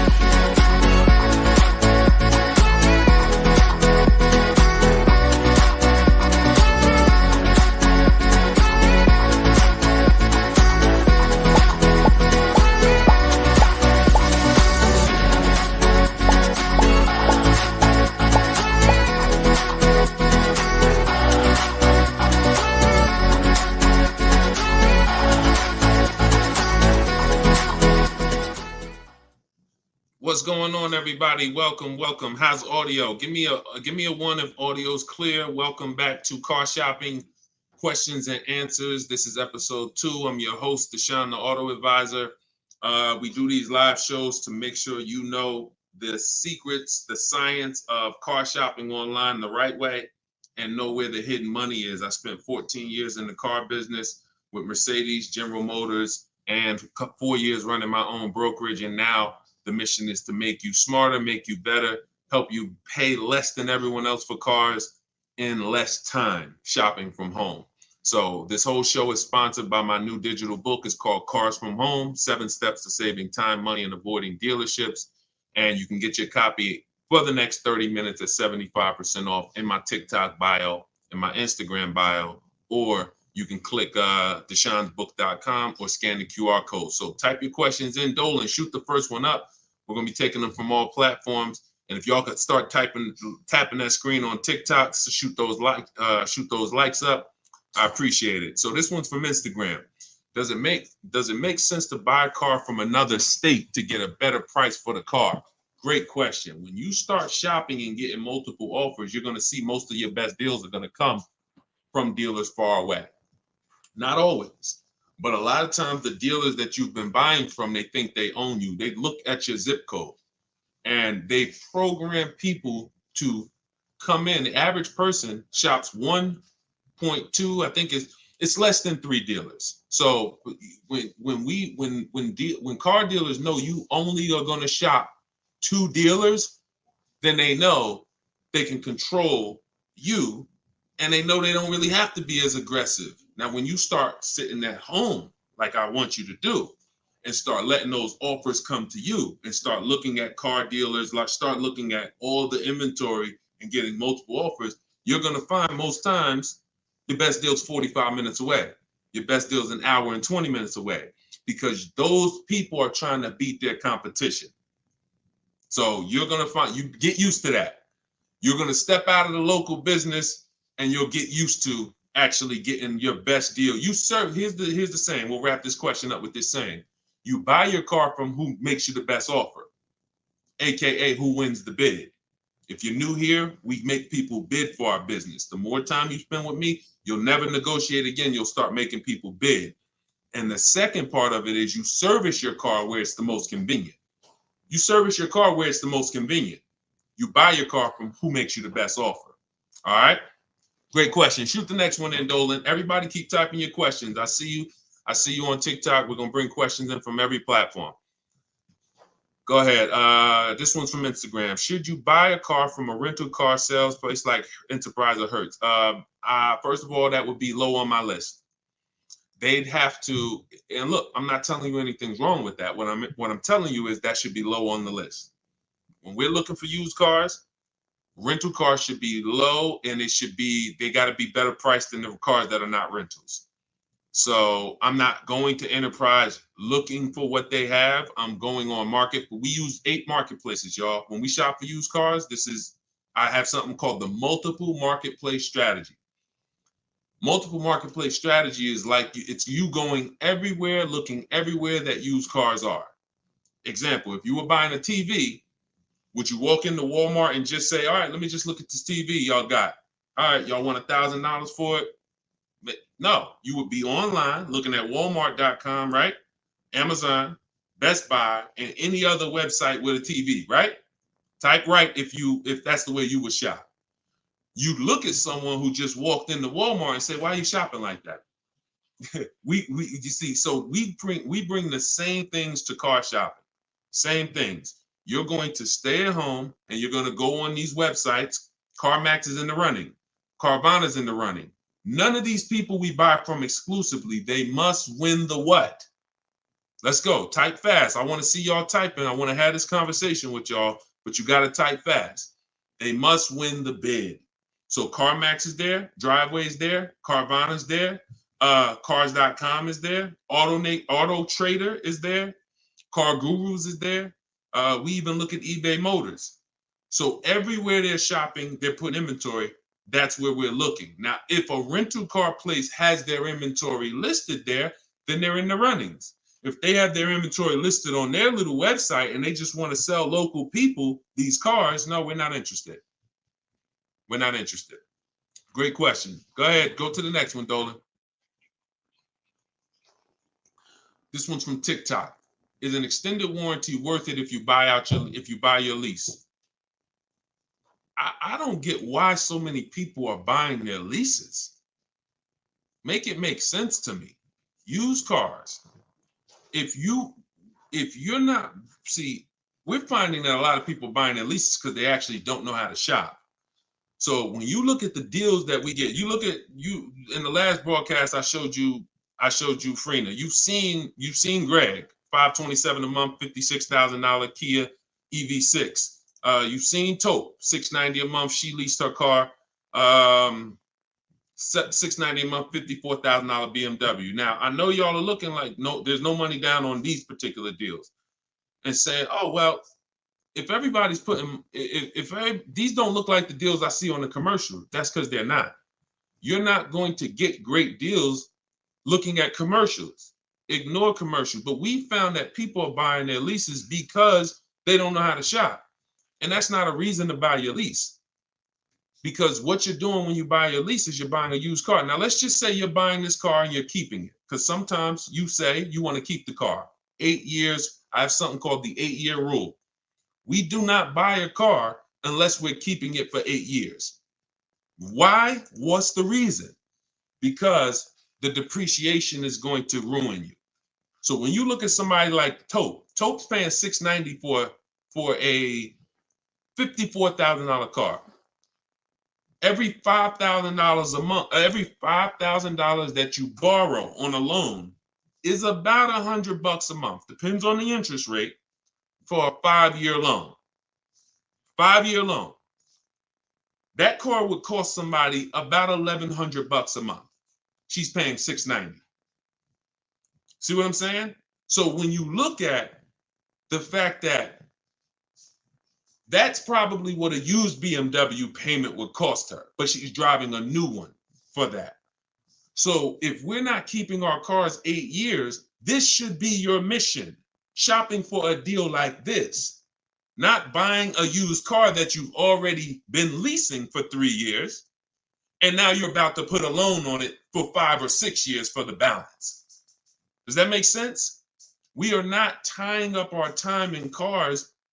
It's only two purposes. I'm going to get a great lease deal, or I'm going to buy a car I'm going to keep for 8, 9, 10, 12 years. That's it. I want to get you from being stuck in the middle. Go ahead, Dolan. Shoot the next one up. People stuck in the middle lose money. Long-term buyers don't lose money. Great lease deals don't lose money. It's those people, if you're stuck in the middle, you're the one losing the most money, and we got to get you from being stuck. Go ahead, Dolan. Shoot the next one and keep typing your questions, y'all. All right. This one's from Instagram. We purchased a car just under a year ago. Would like to release it and get something more suitable. Okay. Watch this. When you purchase a car, see, I'm always going to remind you of the unseen expense. When you see this, y'all know, if you've been on the show, if this is your first time on the show with me, type a 1 in the comment. Because I got to see if I'm refreshing people or if I'm actually teaching. First time. I don't want to say, if you're familiar with this, then you know this, when everybody on here, or most of you on here, are brand new. Okay, Susan, I see you. Justin, I see you. First time people, first time. Jay Malav, I see you. Okay, Sean, Go Entertainment, I see you. William, I see you. Christy, I see you. Okay, a lot of first time people on here. All right, so whenever you see me do this, picture, this is the unseen expense, depreciation. Let's explain this real quick. When you buy a car today for $30,000, what's that car worth tomorrow? For those of you who knew, you may not know, we got to type fast because I don't just talk at you, we have a dialogue. What's a car worth today? You buy a car today, what's it worth tomorrow? You bought it for $30,000. What's it worth tomorrow? Let's go. Could y'all keep tapping the screen on TikTok? Keep running those likes up. I appreciate it. As y'all tap that screen, y'all let TikTok know we having serious conversation over here. More people need to be here. Just keep tapping that screen, running those up. I appreciate y'all. Okay, so we got 29. That's not true, Sean Go Entertainment. But I want to let you know, you may have said that, but when you see the other answers, you'll understand. You buy a car today for 30, it is not worth 29 tomorrow. You lose about $3,000, $4,000 if you tried to go back and change that car. So this is answering this person's question who purchased a car just a year ago and would like to go and replace that car. $26,000, $24,000, $25,000. Depends on what the new market is. Depends on what this, but yes, you're going to lose probably 20% of the value in a day. In a day. In a year, you don't drive that car a year, you probably lose total of 20%. That's what you have to understand. You got to understand this car's value. I don't care what your payment is. Payment doesn't change the value of the asset. See, you've been taught, look at the payment. Get me out of this car, get me into this payment. That's why in the intro, some of you saw that video, the worst thing you could do in a car dealership. That video is really what introduced me to the world and letting people know payments can be manipulated, and we don't focus on payments. We want to focus on the asset, the value of the asset. So if you're buying a car, it's going down in value like this, whether you drive it or not. I give you a car today worth 30, you don't drive it 1 mile. Don't drive it 1 mile. I come up to you, I say, hey, Christy, I'm giving you this car. It's $30,000. Deshone, I don't need a car. I already have one. Yeah, but it's yours. Okay, I guess, but I can't drive it. All right, no problem. I come back a year later. You didn't drive that car 1 mile. Is it worth $30,000? Is it worth $30,000, y'all? Type fast. No. That's your intro to depreciation. So if you know that that car is going down in value, whether I drive it or not, what's happening when I drive it 12,000 miles? More, it's less, it's worth less, right? What's happening when I drive it 20,000 miles? It's worth less, right? Exactly. So you want to be aware of the depreciations, the unseen expense. So how the heck do we avoid the depreciation hit? One, you don't buy cars and replace them when they're losing the most value. You don't replace a car when it's losing its most value. Now, here's how you avoid the depreciation. You're going to keep long term. When you keep long term, so who has a car outside right now? You've had it for at least 8 years. Type me in the comments. If you have a car not at least 8 years, type me in the comments. Now watch this. I see you, Simply Cam. Okay, I see you, Rob. 9. Okay, I see you, William. I see you, Jay Malone. Okay, could everybody hit that share button if you're getting value out of what we're doing? If you've been on a broadcast, this is what we do. No one's having these conversations with you.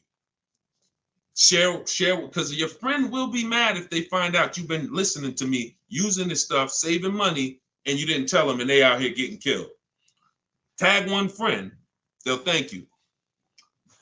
When you consider the fact that those of you who are on here who said, Deshone, I got a car out there, I've had it for 9 years, 10 years, a year from now, that car is going to be worth about what it's worth today. That means you won. That's the long-term purchase. That's the keeper. You got to ask yourself, step one in my book. Step one in my book is the most important question. My book is called Cars from Home, 7 Steps of Saving Time, Money, and Avoiding Dealerships. It's a digital book because I update it as the market changes. 7 steps. Everything I'm going to teach you is out of those 7 steps. The first one is the most important question, which is, how many years are you keeping the car? If your answer is 8, then I created something called the 8-year rule. You should be buying your cars because your goal is to get to the point where you're like these people that I just asked. The book is in my TikTok bio. Somebody said, where can you get the book? It's in my TikTok bio, 75% off for 30 minutes, which normally $97, but for everybody on here, you can get it for 75% off for 30 minutes in my TikTok or my Instagram bio, or you can go to deshonesbook.com in the comment section, or you can scan the QR code if you're watching us on TV. So you have to really focus, unseen expense. See, why do I have to spend more time educating you on the unseen expense? Because it's the unseen expense. When you just said, when you just did this math with me and said, Dad, I'm losing money, and I haven't been trained to see the money I'm losing. That's why you'll go buy a car and replace it in a year. Because they're switching your payments. They're not switching. They're not telling you the fact you lost $7,000 of value. They're just going to manipulate the loan, put you on a car payment you can afford, and get you to sign off on it. We're done. You're going to understand these numbers because cash buyers would never do this. Cash buyers, if you paid 30 for a car and you came back in 2 months and they said, look, we can only give you 24, you wouldn't do the deal. But payment buyers, you're the one they fool. You're the one who can't see the money. And that's why I have to teach you to see this. So this is where you want to be. Either I'm going to keep my car 8 years. Now, some of you said, well, Deshone, I'll buy used, so I don't have to take that depreciation. But I'm going to tell you something. Buying used is not going to, when you compare, that's not the solution. Buying used or new is for long-term people. 8+ years. Buy new if you can afford to buy new. Buy used if you want to knock 20, 30, 40, 50% off your purchase price and you don't need the latest and greatest. Doesn't change that if you're buying, you should be a long-term person. If you are not an 8-year person, you should be shopping for great lease deals. And I'm going to tell you why. Look at Danielle. Look at Danielle. Danielle leased an Audi, $44,000 fee. And I'm explaining to y'all why you've been taught, well, I'm going to buy used, so I ain't going to take that type of hit. But I'm going to tell you, I'm explaining something to you real quick on how that's not the answer. Leasing is the answer. She leased an Audi A3, $44,000 vehicle. She's paying $550 a month, and she gave her first payment. She said with her first payment down. Now we're going to not use down payment anymore as a term. We're going to start saying total out of pocket. We want to eliminate down payment. Down payments can be flipped up. Sometimes you say I'm going to put money down, they don't include your tax. So we like to use total out of pocket. But she gave him $550, she drove off. That vehicle, she's driving a brand new A3. Now I want you to picture this. Danielle pulls up to somebody who's driving the same exact car, but they bought it. Every $5,000, some of you know, is about how much a month. I talked about it a little while ago. Some of you might have seen the video where I said it. Every $5,000 on a purchase on a loan is about how much per month. Let's see if anybody knows. Okay. I can't wait too long. We got to type that $100. And again, I can't sit here and act like most of y'all aren't new to me. So I'm not going to assume you have even seen any of my previous broadcasts. So I'm just going to tell you the answers. Yes, Susan, $100. So it depends on the interest rate. 5-year loan, that vehicle right there, $44,000 will cost somebody about $950 a month. You see why we don't have to wonder why people have $1,000 car payments? It's not that hard to see. They're buying their cars. So now Danielle pulls up in her Audi. Let's stay with the scenario, right? Danielle pulls up in her Audi, 44. She's paying $550 a month. Somebody next to her pulls up in the same exact Audi, same exact car. They're paying $950 a month. Now, third person says, I buy a used one. And you can replace the Audi with anything. Doesn't matter. You could be a Rolls Royce. The scenarios are not going to change. Could be a Honda Accord. Somebody pulls up and they bought a used one. So instead of 44, let's say they got a good price on one. Say they bought one for about 28, 29. Found a good price one 3 years old. So they're pulling up in a 3-year-old one. And what I just say, every $5,000 is $100 a month. So what's their car payment if they paid 29? Almost 600. You see what I'm, so now let's just talk about what we're driving and what's coming out of our household so we can hammer this home. I'm not on the fence about leasing versus buying. And you have to get off the fence. We've seen enough scenarios where we know this is the case. One person, Danielle, got a great lease deal. She's paying $550 a month. Another person buying a brand new one, they're paying $950 a month. And they might take a longer loan. Oh, Deshone, I'm paying less. They might take a 6-year loan, and let's say they're paying $850. And then another person is driving a used one, and they're paying $600 a month. Not even a question. It's not even a question. Do y'all see what I'm talking about? 3 people driving the same car. Look at the differences. So depreciation and resale value is what you need to be aware of. These people think they win. That might have been you, Deshone. I'm the type, I bought my used cars and I keep switching them. Now, those 2 people who bought them, if they were keeping them 9, 10 years, that's a different story. It always goes back to the 8-year rule. Okay? You must understand, if I'm keeping 8 years or longer, I buy. If I'm not keeping 8 years, I shop for great lease deals. Not even a question. And you'll be mad. You're going to be mad when you find out how much money you've been missing. Some of you probably getting mad now. Dad, I was always taught don't lease. Well, those people owe you some money. Those people owe you some money because they've cost you thousands of dollars. Go ahead, Dolan. Shoot the next one up. TikTok, does my credit have to be top notch to purchase automobiles with 0 down? No, it doesn't. It needs to, listen, when you are, hang on 1 second, y'all. Hang on 1 second.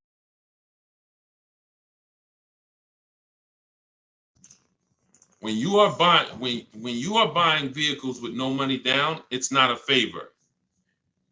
It's not a favor.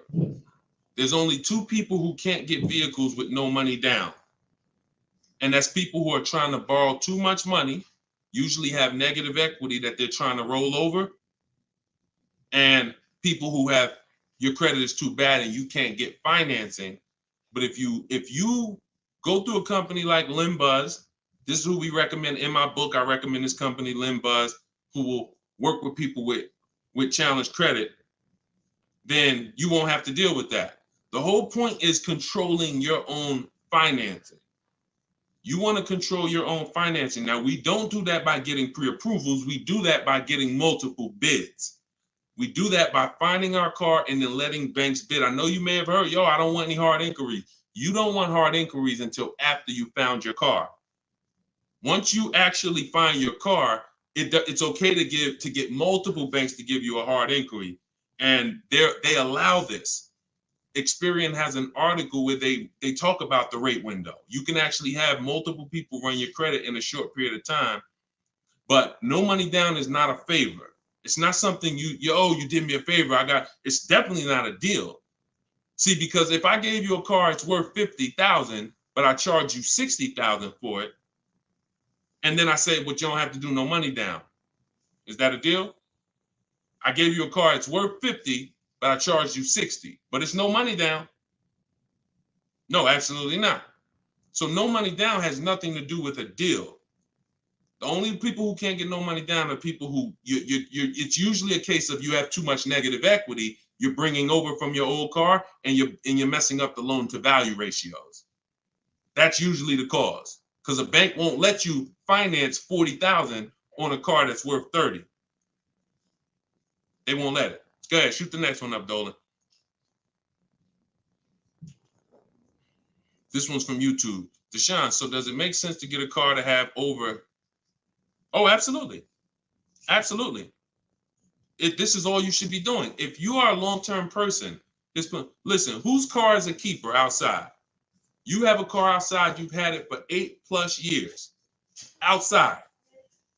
This is exactly the goal. This is the goal. You want to actually be planning on that.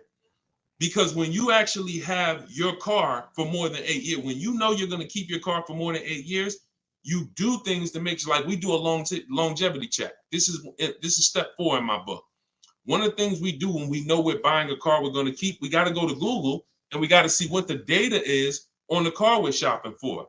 It's very simple. I type in the year of the car. Very important. You can't just type in Nissan Sentra, longevity. You got to type in the year. And then you're going to type longevity to see what the actual data says on the car. We skim those websites. It'll tell us if the car has transmission issues. It'll tell us if people report that this car has, is reported to last not as long as most cars.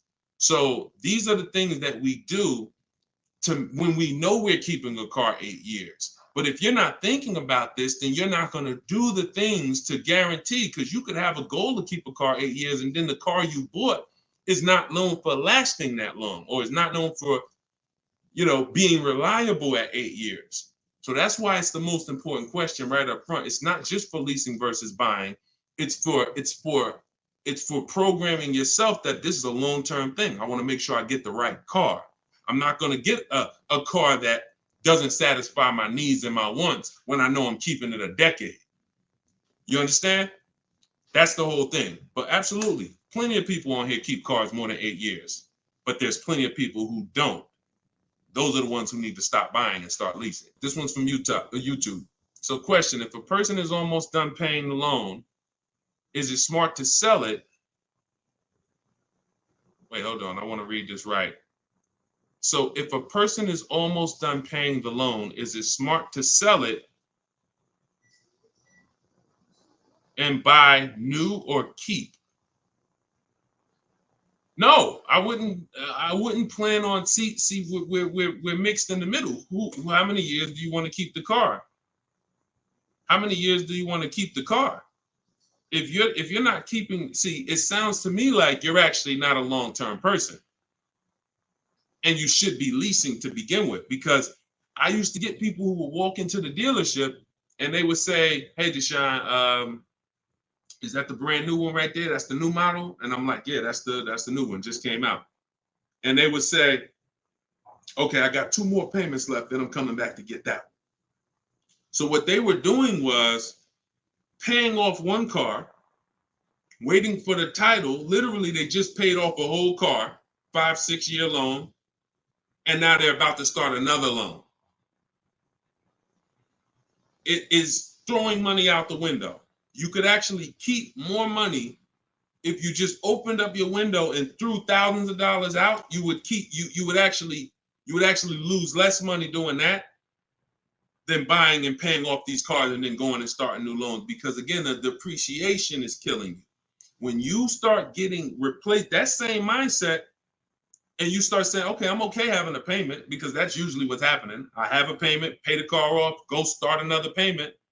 Once you realize that I'm cool with that, but I want a better car and I want to pay less, then you'll be leasing. So I would tell you, it sounds like you're not an 8-year person, you're not a long-term person, and you should start shopping for leases, and you're going to save hundreds of dollars every month, and you'll have better cars because you don't have to drive cars that are out of warranty and be on your own. Okay? Go ahead, shoot the next one up, Dolan. All of this is out of my new book, y'all. Everything you will ever hear me teach. Some of you have watched my watch my social media videos. All of it is based on a formula and a system I created for car shopping. It's a 7-step system for car shopping online. That's why my book is called Cars from Home, 7 Steps to Saving Time, Money, and Avoiding Dealerships. You can all get your copy. You can get your copy for 75% off for the next 30 minutes. In my TikTok bio, in my Instagram bio, it'll be in your inbox. You can use it immediately, and not only immediately, you use it for the rest of your life. Because the reason it's a digital book is because I update the book regularly. Anything changes, I update the book. We used to have Vroom in our, Vroom was in our strategy. They used to get bids. We used to get bids from them. They went out of business a couple months ago. I went right in, I updated the book. I didn't have to say to everybody, hey, guys, you got to get volume 2 of my book, because Vroom's no longer there. So a digital book allows me to continually update and keep things fresh. So you can get your copy for 75% off in the comment section, or you can go to my TikTok bio or Instagram bio. 30 minutes, then the price goes back to $97. Eric Pitts, this one's from TikTok. Can I use the bidding to refinance a car loan? I have good credit now. 100%. 100%. They give you a window. Now, you should only need 2 days tops. You Google every single, and let's talk about refinancing. As many people bid as possible. You got a window of 14 to 45 days. You'll be way under that. It'll weigh as 1 inquiry when you finalize the loan. It'll weigh on your credit score as 1 inquiry. But you must do it because, y'all, why do you think there's companies that just want to loan us money? The money business is very lucrative. There's companies and banks and credit unions that only want to loan us money. They don't sell cars. That should be a hint. There's a lot of money in lending. So what we need to do is take shopping our loan rates seriously. We separate our transactions. So listen, let's stay focused here. You're gonna now call your bank. You're either go on their website, your credit union, or go on their website. You're gonna look for online lenders. Go on their website. You want as many people as possible competing to make sure you save all the money. But I'm going to give you a very important caveat here that you want to keep in mind. Everyone that loans you money wants to loan you more for longer. The longer you have a loan, the more money they make. So what they're going to do is they're going to show you what it looks like if you take a long loan. You've already paid for a year or 2. I don't know how long, but you've already been paying for some time. Once you take another long loan, now you've essentially defeated a little bit of your purposes because you're going to give some of that money back in interest. Take the shortest loan that you can afford the payment on with the new interest rate. So if you were paying, let's say you had a 6-year loan at 11%. When you refinance, don't refinance into another 6-year loan at 7%. Refinance into like a 4-year loan at 7%. Whatever that payment is that you say, all right, I could afford that payment. Because they're going to try to sell you on the low payment. Well, if you do 6 years, you could pay $300. Yeah, but you can always pay it off earlier. Don't fall for that. You want to make sure you look at what's the lowest, shortest term with that new interest rate so you can get that loan out of there faster. Okay? That's how you do it. Good question. Shoot the next one up, Dolan. All right, so this one's from YouTube. Milton. So back in 22, I purchased my dream truck. 2023 GMC Denali, brand new. I don't depend on trading it and my monthly payment's $1,095. Let's not forget the truck is $83K. Am I paying too much money?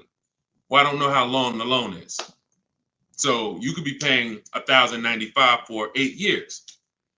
You could be paying $1,095 for 5 years. You see what I'm saying? So that's why payments are not always the important payments. How much did you pay for the truck? You understand? See. It's the price of the vehicle that we focus on, not with leasing.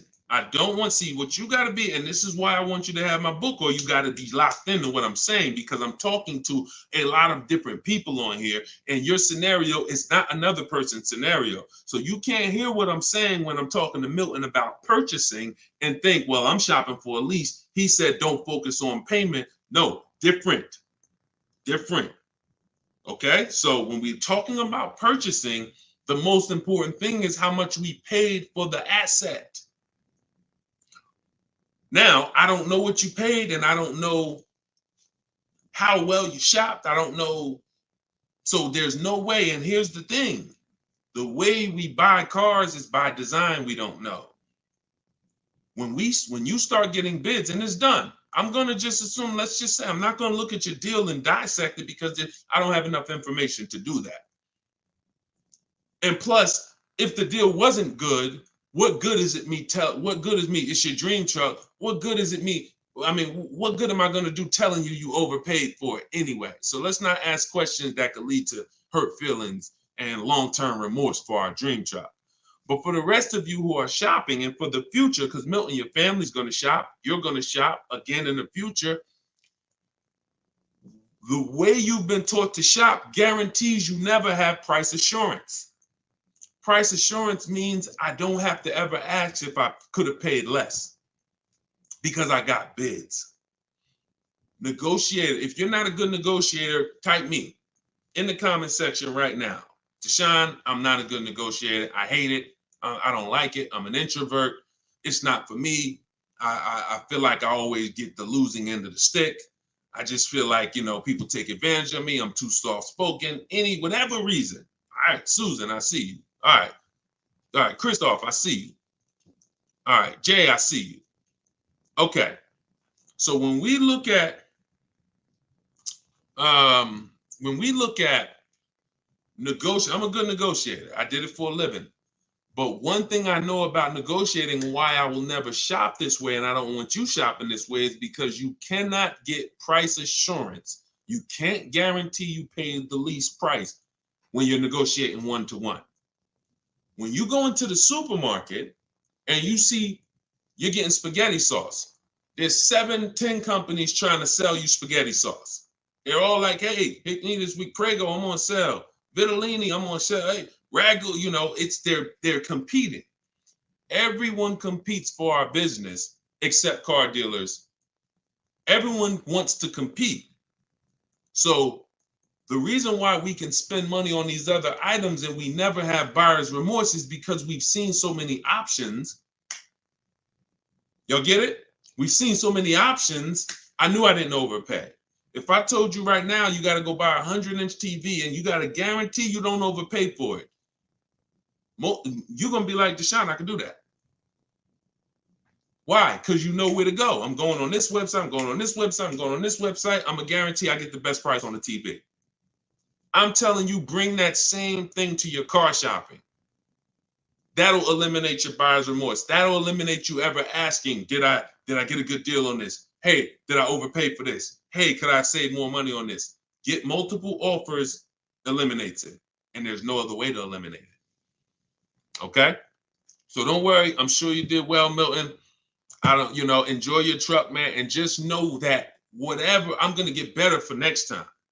I'm going to make sure my family knows that they never got to ask this question. Every vehicle I buy, I'm going to make sure that I get bids, multiple dealers. I'm going to get enough bids to guarantee that I teach to get 5. In my book, I have a strategy, 25 to 5 shopping strategy. This is for new cars and leases. We connect with 25 dealers online. You're using all my scripts. You're using everything I tell you to type, copy and paste in my book. And you're going to get you're going to get at least 5 offers, 5 to 7. Once you get those offers, you're going to see about a $3,000 to $5,000 spread minimum. Now, if you take somebody like Kimberly, now Kimberly's spread was 20,000. This is Kimberly. She emailed me. She's in our private community in my private coaching program. She said, "How do I respond back to this? I don't want to get mad." She responded via email. You see, the MSRP on that vehicle was $86,961. She got a Maserati. Selling price was $66,261. $20,000 discount. This is why we don't get happy about any discount until we see all the offers. Because if she would have saw a $10,000 discount, Deshone, I'm saving 10 grand they're offering me. Okay. Is that the lowest bid? Well, no, I mean, but I just walked in, the dealer said they're going to give me 10 grand off. See how we can lose? We don't know what the bottom is, but when she gets her 5 to 7 offers, now she ends up saving 20 grand. It's different for every car, but if you don't get 5 to 7 offers, you won't truly know the bottom, and she's guaranteed she has that price assurance. So we got to get bids. You could do it my way, which is the easy way, 60 minutes from home, using my scripts for new cars and leases, different strategy for used cars, or you could do it your way, which is calling around, stay in your house, call, talk to some sales managers, get 5 bids. It's up to you, but you get my book for 75% off. Get your copy, 75% off in my TikTok bio, and you'll have all my scripts. You use them for the rest of your life. All right, go ahead. Shoot the next one up, Dolan.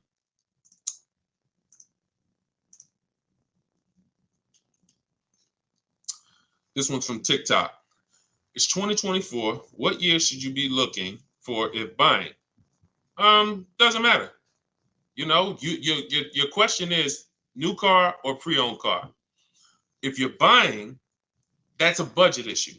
In my book, I talk about something when you get to a values question, because some people, you can only get what you want and need in a pre-owned car for your budget. Some people, you can afford both. And you're like, Deshone, I got a budget. I could afford both. I could get a new one. I could get a used one. Which should I get? That's a values thing. Do you want it? Some people say, Deshone, I get a new car every 10 years. I mean, I only get a car every 10 years. I'm going to get a new one. Some people said, I don't, you know what? I'm going to knock 30% off the price. I'm going to get a pre-owned. It's up to you. But budget dictates usually whether you're going to get a new or used one. But, you know, I would get the best car for my budget if I could afford. Now, here's the key. Here's something very important. Some of you actually look for 1 or 2 year old vehicles. I'm going to tell you why this is the danger zone.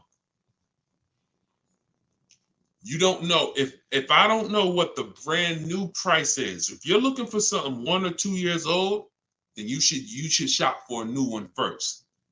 Why? You're typically not going to have enough inventory to look at to really get a good gauge. When you start seeing my stuff, you'll see, when you hear me talk about looking at options, multiple offers, multiple options, you'll see we're looking at lots of options very quick and making our decision. When you have only the only way dealers get pre-owned cars is someone trades it or they buy it off lease. And the average time, not many people buy a car and turn around and trade it in a year. So you're going to have a hard time finding a 1 year old car. You might not a lot. You'll find a lot of them. You won't find a lot of them.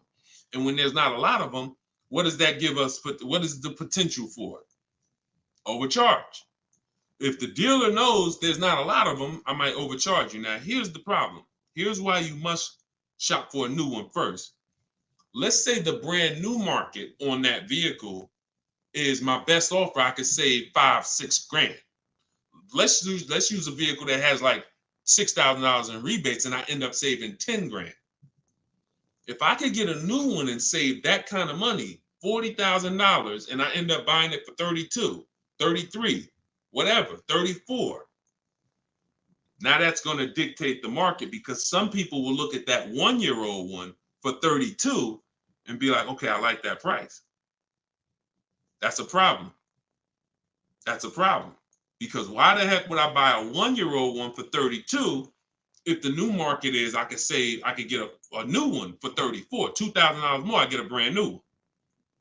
This only happens when we're looking at cars that are very new, 1 or 2 years old. If you're looking for a 3-year-old one, there's going to usually be lots of options, lots of inventory. 4 years, lots of options, lots of inventory, and you don't have to worry about that. Cool G said you answered my question. That's typically what happens, because a lot of you in here, although there's a couple scenarios, a lot of you in here, you got to realize your scenario is not unique.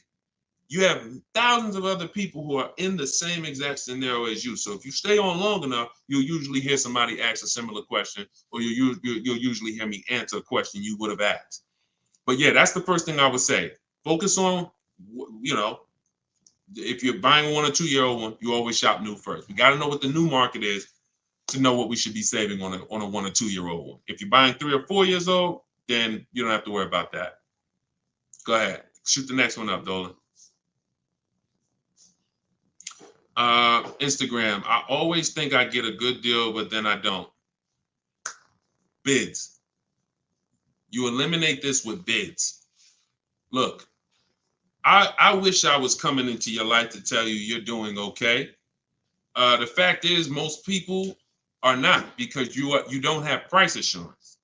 And price assurance gives you when you don't have price assurance, you have potential for buyer's remorse. Aside from the car. And I know this. Look, I'm a nice guy. I consider myself to be a nice guy, but I'm in the bad news business, because I'm not meeting you telling you you're doing good and then, oh, you're doing so good, but I want to help you do better. I'm meeting you telling you that 99% of what you've learned about buying cars, leasing cars is wrong. And not only is it wrong, it's cost you thousands of dollars already. Now you get to decide from this day forward, are you going to change the trajectory of the finances that you pay for cars? You get to make that decision. But you got to admit you need help. You got to admit you're not doing as good as you would have hoped you were doing. And if there was 80 people out there teaching what I teach, then God bless, that would be a shame if you didn't tap into one of them. There's not. I'm one of the only ones that teach in this way. A lot of the stuff that I teach, I created it based on math and looking at thousands of scenarios, leasing scenarios, buying, people who buy their leases and creating and seeing where these people get jammed up. And now that information is available for you now.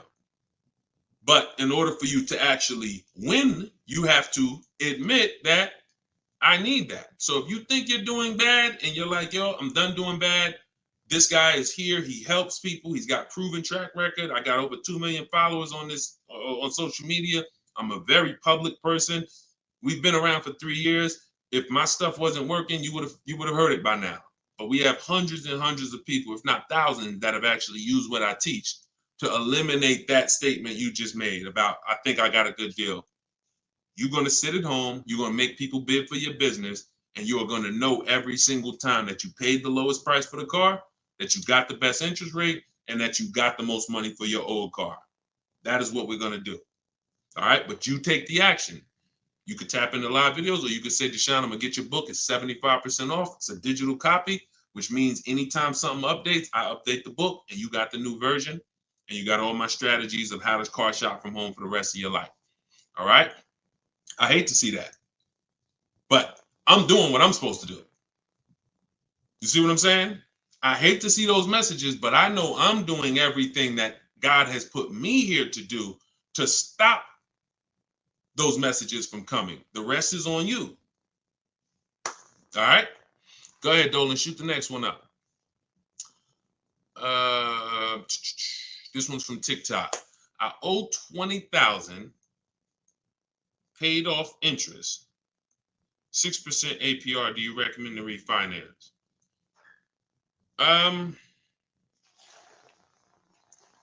Depends on how low you could get. You know, rates are pretty high right now, but you know, I mean, maybe you don't go through the hassle of refinancing to save, you know, half a point. You know, that's tough. If you can't save a good amount of money refinancing, can't drop your, you know, but at the same time, money's money. So if I could save 1 point, that might save me $500 on my loan. 1 point on my interest rate might save me $500. So, I wish it was a site that shopped. In fact, we maybe in the future there will be.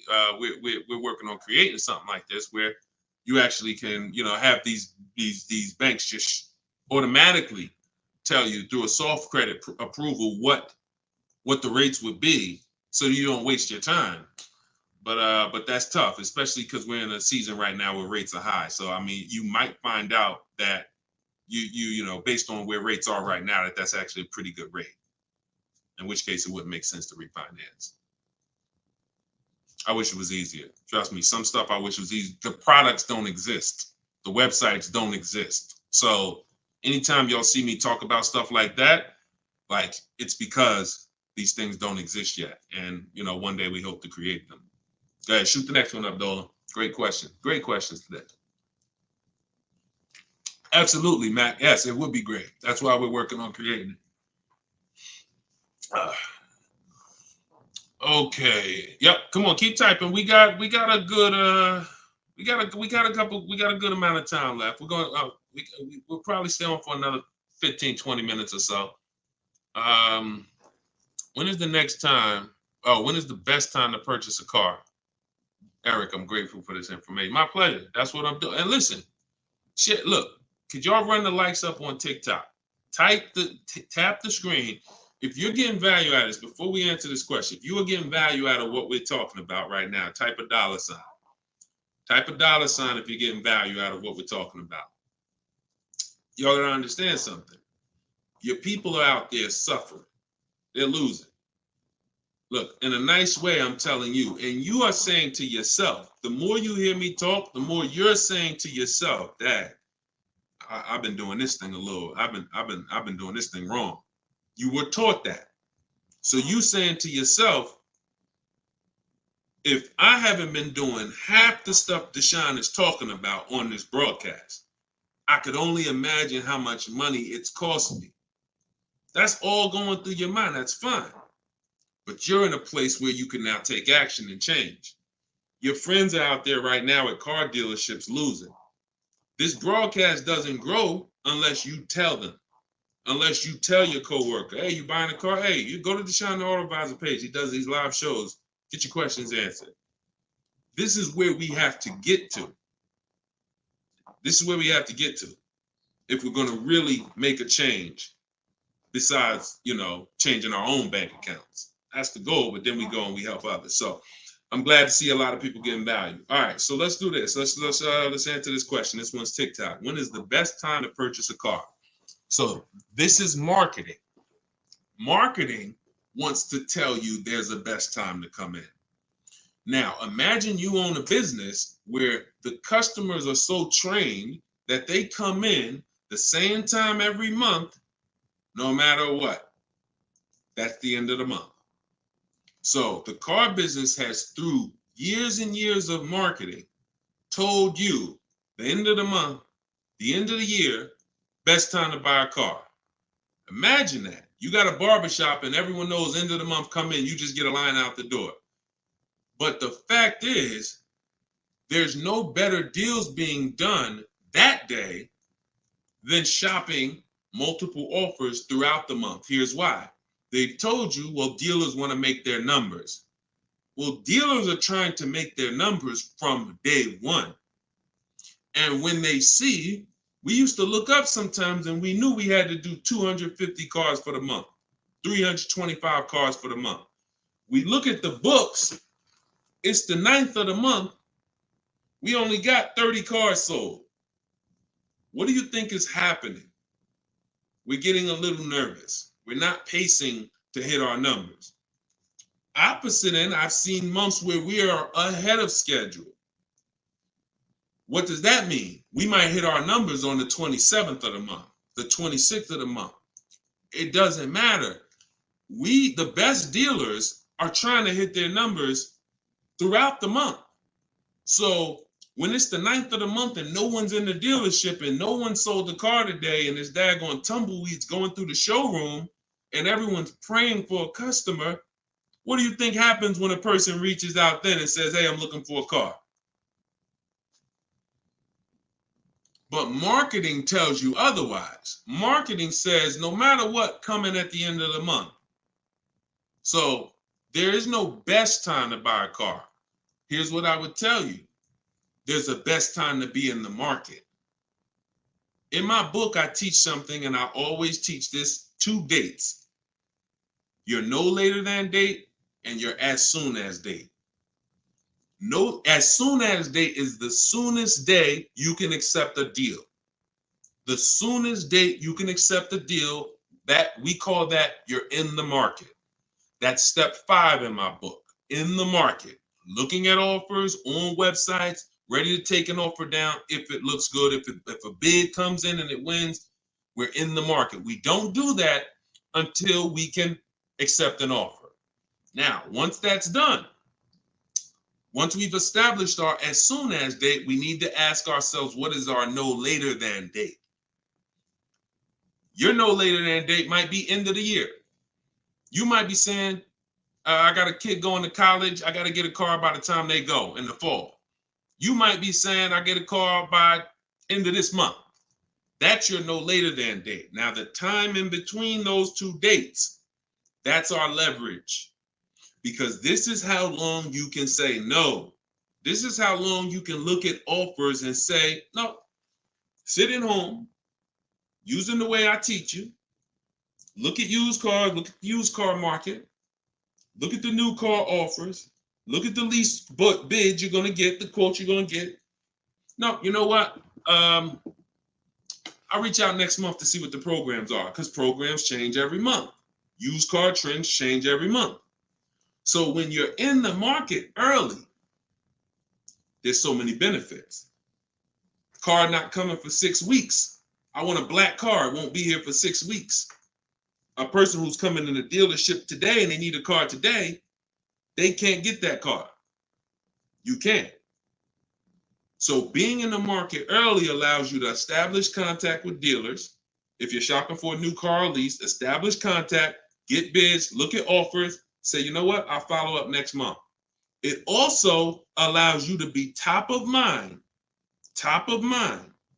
when somebody's sitting in their car dealership and they're like, look, all right, y'all, we're behind on the numbers. Anybody who makes us a reasonable offer today, we're accepting it. Now, every salesperson goes and looks at who they've been talking to, who couldn't get them to buy with the first offers. They couldn't get them to buy when they was trying to take shots. Now they're like, okay, hey, look, hey, Chris, man, are you still in the market? Look, I could do that deal now. Hey, we need a deal. See, when you take advantage of what I'm telling you and you start to understand these 2 dates, that's in my book, and that you'll hear me talk about, you'll understand that sometimes our best deal doesn't come in the first month. When I was shopping for my mother's Mazda 3 years ago, when she got her lease, I entered the market in October. I was looking at the offers. I didn't like them. Next month, I looked at them again. Didn't like them. December came. Dealer I've been talking to said, hey, this is the new programs. Hey, I got this car. This is what I could do. We got a deal. Couldn't do that if I waited until December to come into the market. Couldn't do that if in October, I needed a deal. So there's no best time, in my opinion, to shop for a car because, as I said, beginning of the month could be a great deal. End of the month could be great. Beginning of the year, when you're talking to multiple dealers, somebody's going to say, I need to sell a car immediately. That's why we do this from home. But the best way to buy a car, in my opinion, is to know these 2 dates and to use that time in between those 2 dates as your leverage to say no. All right? Look, I can't give you short answers. Look, I'm a put that one up. We're going to go to that question now. We're going to go to this one on Instagram now. But understand, this is why we have been losing short answers for major 5-figure items. Got to give you the long version. Because once you learn it, once you see, this is repetitive. Once you get one car, two cars using the cars from home strategy, you're going to see. See, that's why when the first time you use this stuff that's in my book, first time you use the car from home strategies, whether you're using them manually or whether you're like, Deshone, I want to use exactly what you say, your scripts, I want to do it your way, doesn't matter. Once you see, I do this over and over. Your first deal might take you 90 minutes, two hours, because you're just learning which websites to go to. We don't go, if you don't see me say go to this website, don't go to it. It's a waste of time. But once you see, you're gonna be like, okay, rinse and repeat. You'll go from getting cars in 2 hours to 90 minutes from home to 60 minutes from home to me, I can get any car I want. I can find out the best deal in 45 minutes. Copy and paste, copy and paste. My Infinity truck I got took me, once we decided what we want, I spent no more than 60 minutes online to make sure I got that vehicle, saved 42% off the price when it was new, 3 years old. So this doesn't take you long. That old way that you were programmed to use, that takes you a long time. That's headache. This is 60 minutes from home. That's what I want for you. Go ahead, shoot the next one up. Shoot that Instagram question up, Dolan. All right, how do I get quotes from car dealerships to take with me to take in my lease? I will be leasing another car. This is without having a credit check run. Yep, we never need a credit check to get quotes. Now, some people will tell you that. Now, if you're at home, then you'll see when you're at home, there's a script that I use when a dealer says they don't do something, and we require all our customers to be here to get a quote. Okay, well, I'm talking to a couple of dealers. No one else has said that. Should I remove you from the list? See what I'm saying? You're gonna see when you're using Deshone scripts, you saying what I would say. you see what I'm saying? So if you are in a dealership, I can't help you. I don't even want to even talk about that. I'm not going to tell you how to go, and it's like oil and water. Somebody called me back when I was first coming out the business and I was first starting this education business, and they said, Deshone, somebody told me to call you. I'm in this Toyota dealership, man. I'm trying to see how do I get the price down on this car? I said, get up and walk out. Get up and walk out. Because if you're in an 80% dealer, you can't, no matter how much they take off, you lose.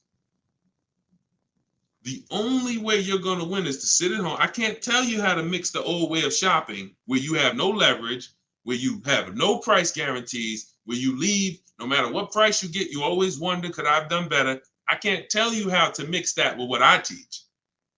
But if you're willing to unlearn that and say, okay, that's what the car business taught me. That's what I learned it from my parents. That's what the car business taught my parents. But no, we're going to do this. I'm going to use what Deshone teach. This is a car salesman, 14 years. Now he's educating us from an insider standpoint.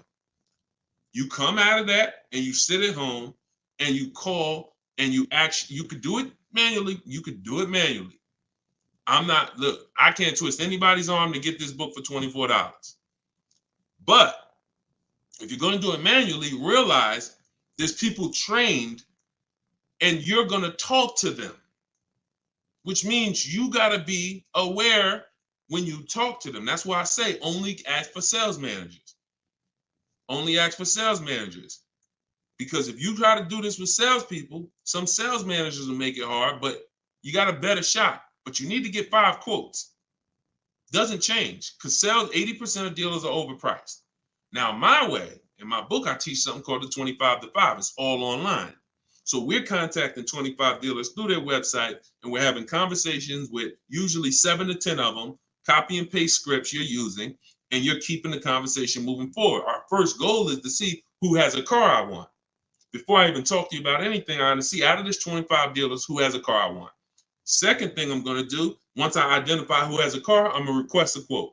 But I need to give them everything they need to quote me. I need to give them my zip code so they can run the tax. I need to give them what I do for a living to see if I qualify for any rebates. I need to give them what cars I have in my household, whether I own it, lease it, own it outright to see if I qualify for any rebates. I need to give them my my soon as date, my no later than date. This is all copy and paste in my book. So the reason why some of you have a hard time shopping online is because, one, you're dealing with trained people, and two, you don't know what information to give so that they could even give you a quote. So if you're giving, so my book, you're using copy and paste, and we're never talking about credit. It's not even a question. In fact, one of the things we say in one of my templates is assume tier one. So we're assuming tier one, getting our offers, and then we are not letting anyone run our credit. This is not just for leases. This is for everything. No one is running our credit until after we've agreed to buy something. We're telling them assume tier one. If I don't qualify for tier one later, we'll talk about that later. But I want to see the price. Tier one, I want to see the price. And that's what we do. But never let, if you only way you'll fall for that is if you're in dealerships. Oh, I need to run your credit. You know we can't give you a quote. You run into the wrong salesman who don't care. He'll say anything. She'll say anything. Well, I just can't, we can't get a quote. We don't know what you're going to qualify for. Yeah, you could assume tier one. Yeah, but we had people come in and say assume tier one and they just messed it up. So we like to not quote without a credit. You're in the wrong dealer. You see what I'm saying?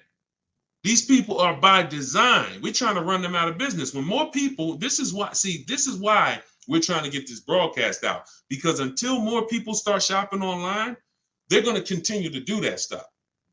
See, as more people shop online incorrectly and walk into dealers, they can get away with doing this stuff. But when they know 600 people are going to walk in their dealership over a weekend, Friday, Saturday, Monday, holiday weekend, President's Day, we're going to get 600 people walk in. Why would they change? Would you? Unless you're just a person of ethic, why would you, if you got a business where 600 people come in the door, why would you change? But when we start shopping online and that 600 goes down to 400, and then that 400 goes down to 200, and they see that, we used to get 200 inquiries online. Now we're getting 700 inquiries online. Now everything's gonna move to we gotta do this online thing properly, or we're not gonna sell cars. That's why the future of if you really want to enjoy car shopping, you need to tell friends about what we're doing. Because the more people that shop the old way, it hurts us that are shopping this way. Doesn't stop us from getting great deals. We just got to continually weed through these car dealers because they're like 80% of our people coming in shopping the old way. So, all right, go ahead, shoot the next one up, Dolan. Great questions today. All right, this one's TikTok. I want to buy my sister's car lease after it's done in July. Is that possible? Nope. Your sister, I'm gonna tell you why. This is a common question. Some people want to buy, some people want to, buy their lease and give it to their family member. The family member can't buy it directly because only two people can buy a lease. When you buy your lease, there's only two things there's only two types of payoffs. A customer payoff, which is for the customer, and a dealer payoff, which a dealer could pay. That's it. There's not a third part. So what would happen is they would have to buy the car and then sell it to you. And if there's a loan on it, that's going to be, it's going to take a little time. It's not impossible. It's essentially a private sale.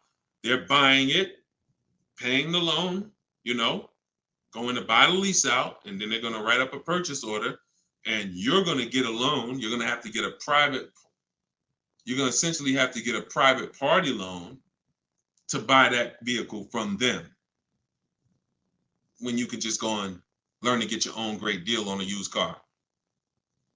See, why, if it was easy, then go do it. No problem. Buy my sister lease. But if I just told you that it's not easy, it's a lot easier for you to just learn to get your own great used car deal, then that's what you should be doing, in my opinion. Because that other way, I just told you what it's going to take. All right? Go ahead. Shoot the next one up, Dolan. All right. Keep them coming. We got a couple more minutes. Let's go. When will you be live again so I can inform my people? Mike, we're working on getting a link in my bio where you could actually just go to that link and get a notification. You'll see it on a calendar. Hopefully we'll have that by the end of the week. And you'll be able to just be aware. Right now, only the people on my email list are going to be notified. But yeah, hopefully in the next about a week. Hopefully in the next couple of days, we'll be able to have that. Where you'll be able to see the calendar and join. All right. So just stay close. Stay close.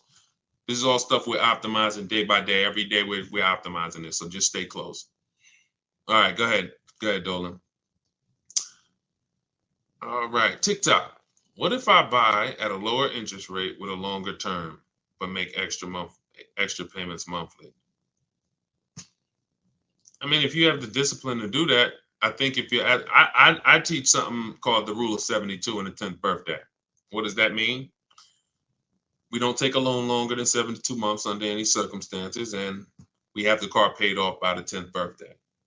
So we're not going to take a car that, give an example, why does this rule exist? Because I've seen all the bad scenarios that I've seen, or most of them, exist when people have loans on a car that's older than 10 years, or they have a loan that's longer than 7 years, 8 years, And so when you typically have a car that is, you want to get to a point where the car is paid off so that you can put money to the side for incidental emergencies, repairs, maintenance. If it's 7 years down the line and you're still making a car payment, especially if you bought a used car, the car is, 11, 12 years old at this point, you typically could run into issues. And also we don't have any, it's a lot of people on here. Would anybody on here take a 50-year mortgage? Would anybody on here take a 50-year mortgage? Anybody? No, I see. No volunteers for the 50-year mortgage, right? Why? Why? Because you already are aware. You see that? Every one of you said no way, nope. You already are aware that when it comes to home buying, there is a limit. You're trying to force this. You're trying to force yourself into this house if you got to take a 40-year mortgage. 40-year mortgages are available. 50-year mortgages are available. But we know it's inherent already that if we got to take a 40-year mortgage or 50-year mortgage, we can't afford that that house. We don't have that for cars, which is why I looked and I said, okay, super conservative people take a short loan, 3 years, 4 years.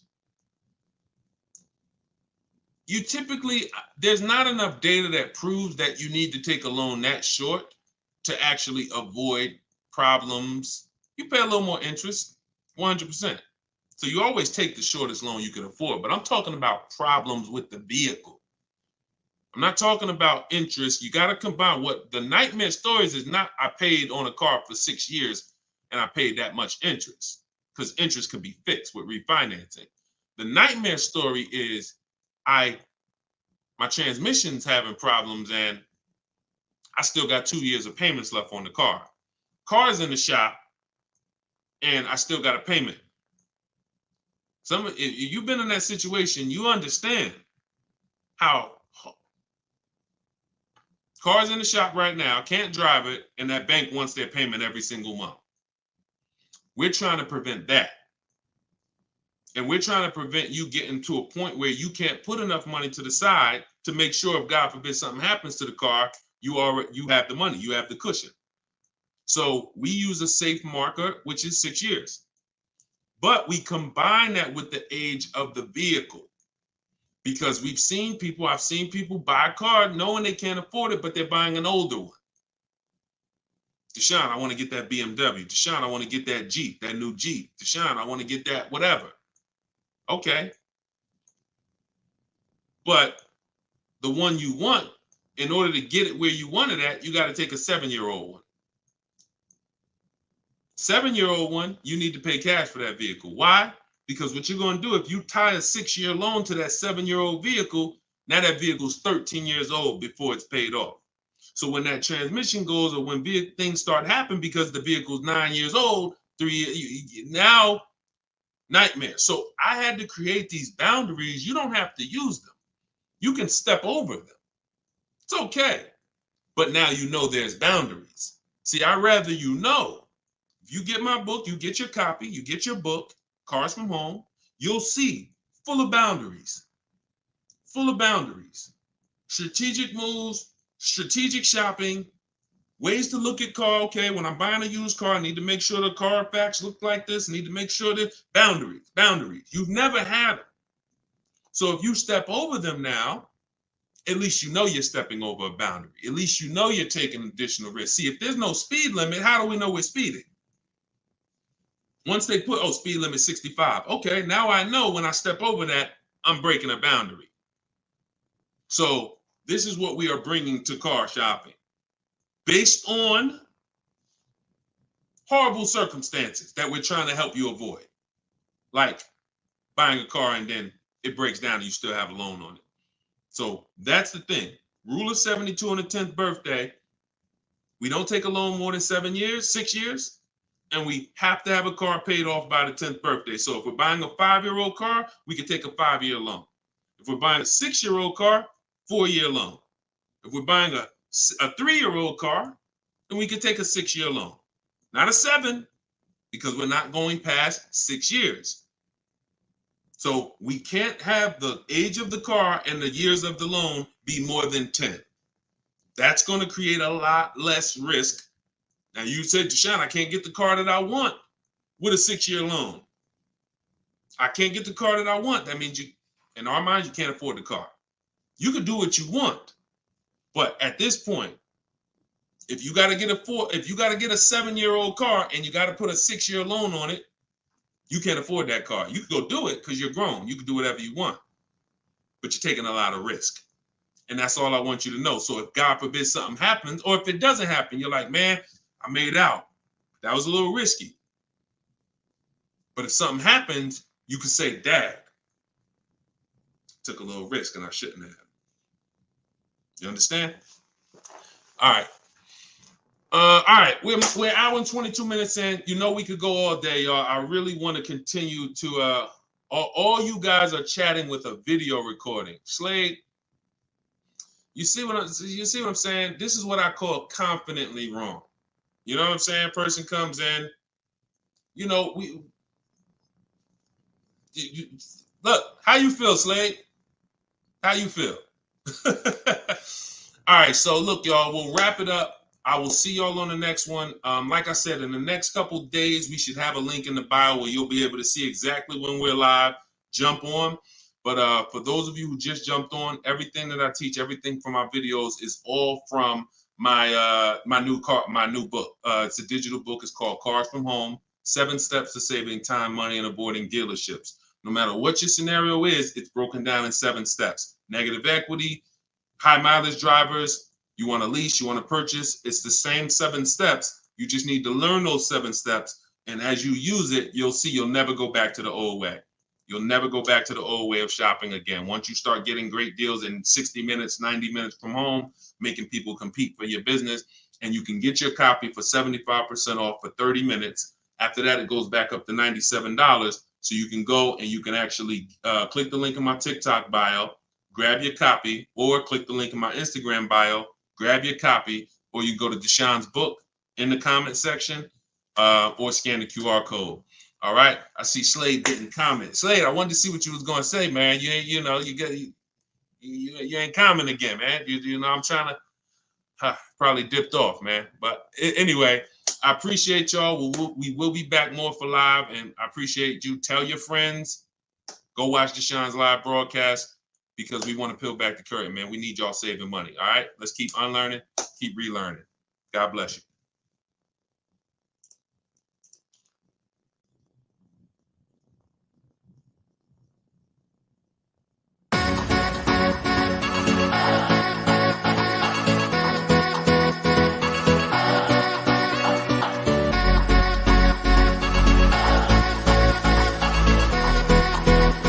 The worst possible thing you could say when you walk into a car dealership. I spent 5 years with Mercedes-Benz, 5 with General Motors, and the worst thing a person could say when they walk in is, if you could just get me to this payment, we got a deal. So your loan's probably still like 19, which means you got to pay to get out. You're upside down. It's called negative equity.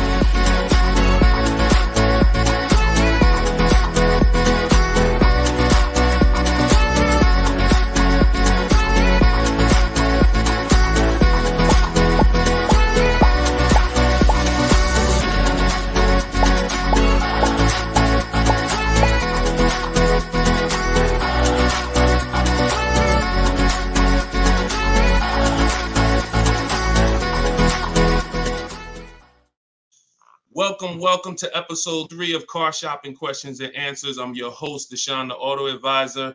I am the author of Cars from Home, 7 Steps to Saving Time, Money, and Avoiding Dealerships. I'm also the creator of the Cars from Home video library and the Cars from Home Insider Coaching Program. We do these shows at 12 Eastern Time and 3 Eastern Time live, Monday, Tuesday, Thursday, and Friday. So you can tell your friends that's when I'm live. We do rebroadcast these shows throughout the day.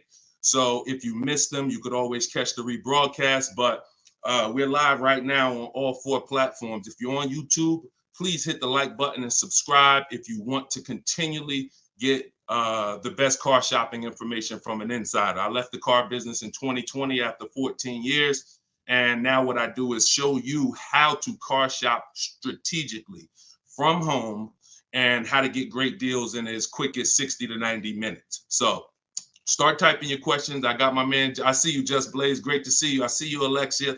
I see you, Jesse. Start typing your questions. We're going to have my man Dolan, who's moderating in the background. He's going to bring all these questions in from all 4 platforms. So, oh, by the way, the show is sponsored by my new digital book, Cars from Home, 7 Steps to Saving Time, Money, and Avoiding Dealerships. You can get your copy for 75% off as part of our launch in my TikTok bio, in my Instagram bio, or you can click the link, Deshone's book, or scan the QR code. Let's throw that QR code up for them, Dolan, so they can actually see it if they're watching on a television. And let's get down to business. We're going to be here for about an hour. I'm going to try to get through as many questions as I possibly can. So whenever we get the first one, Dolan, you can throw it up on the screen and let's get busy. Shout out to the sharers too. I appreciate everybody who tags friends and invites people to the broadcast. We really appreciate you. Is there a different approach for no trading? I have a very old used car.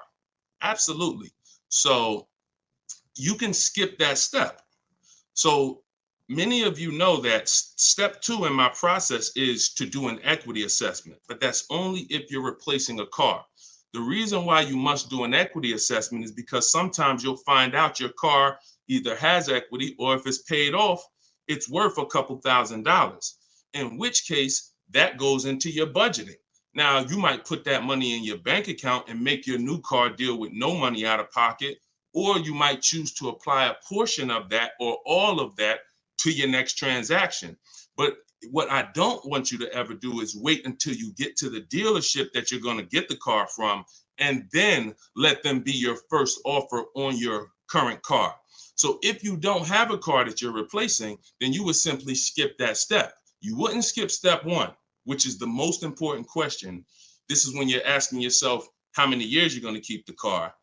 But you skip step 2, the equity assessment, because you don't have a car. Now, in your case, if you have a very old car, you still probably want to list that car on Facebook Marketplace because it's still worth something, unless you just want to keep it around your household. But if you don't have a car to replace, then you would simply skip to the budgeting step.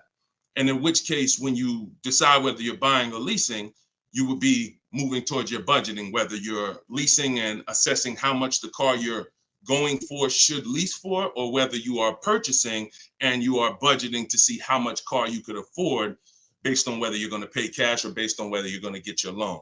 So that's just a step you skip. Great question though. Okay, go ahead, Dolan, shoot the next one up. Does MSRP include all of the dealer fees? No, it doesn't. MSRP on a new car. Could y'all keep running those likes up on TikTok? Welcome to the new people. Type your questions. We're live. It is like we're 100% live on Tuesday. So start typing your questions and we'll get to you guys. But start tapping the screen so we can shoot those likes up and let TikTok know that we're talking serious business over here. Thank y'all. I see y'all running them up. Okay. Does the MSRP include all dealer fees? So it depends on what dealer. Usually no, because 80% of dealers, as I say, we have about 8,000 people that we've worked with since 2021, between the people who've gotten my book and the people who've used the video library, the Cars from Home video library. We get people data from all around the country. And what we see is about 80% of dealers are overcharging you. whether they're not giving you the discounts that their competitors would give you, or whether they're marking the MSRP up with bogus fees that they will try to convince you need to pay if you want to buy from them. So the only way that, if you're talking about, like, let's say I'm shopping for, Toyota Highlander. When I'm looking at for example, let's say I'm shopping for a Toyota Highlander and I'm going to lease it. When I'm budgeting for a lease, our goal is to always assume about a 1.25% lease. So what I would do is I'd take that MSRP, let's say it's $48,000. I'd multiply that by 0.0125. That's going to be $600. $600 a month is what that vehicle should roundabout lease for when I find the best deal, which means one dealer beats all their competitors. And I'm not going to assume this to be the best deal, because we've had people who got 1% leases or 1.1% leases. We've also had people who get the best offer is going to be 1.4%. But what we're doing is we're using that middle portion. Some of you know 1.5 is the absolute max. You don't want to pay over 1.5. If I took that same vehicle, we'll do a lease scenario and then we'll do a purchase scenario. If you took 1.5 and you multiplied that by that same MSRP, now that's $720 a month. Above this, now we're paying too much for a vehicle we're going to be giving back. And the purpose of a lease is to avoid the natural depreciation that someone who's buying is going to take, and also to drive a lot of car for the money we're paying. So the lower percentage we pay relative to the MSRP, the better the deal. So everyone's going to charge different things. That's why we must get bids. We can't depend on a dealer who's going to say, oh, I'll honor the MSRP. And if I'm purchasing, then some dealers are going to not charge that same vehicle, that same $48,000 vehicle. Some dealers are going to charge $49,000 for it. Some dealers are going to charge $50,000 for it. Some dealers are going to charge $48,000 for it. And some dealers are going to charge less for it. We don't know who's who, which is why we must get bids. And part of what I teach is, and pretty much the gospel of what I teach is how to get bids online using dealers' websites so that we can sort for the best deal. We're not negotiating for the best deal. We are sorting. Good to see you, Yank. Even though you went a little left on the program yesterday, I saw you. But I'm here now. So go ahead, shoot the next question up, Dolan.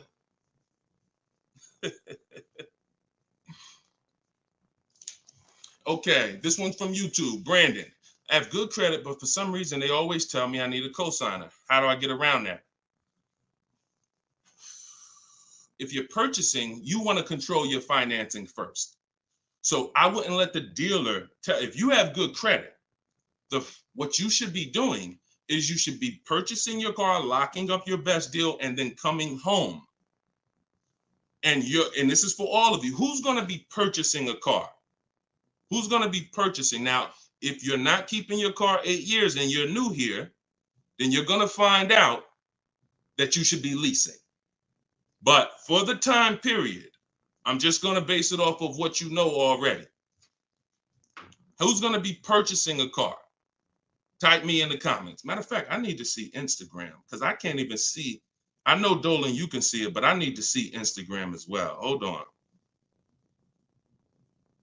While I'm doing this, y'all type if you're going to be purchasing. Okay, I see you, Brandon. All right, hold on one second. Let me get to Instagram. All right.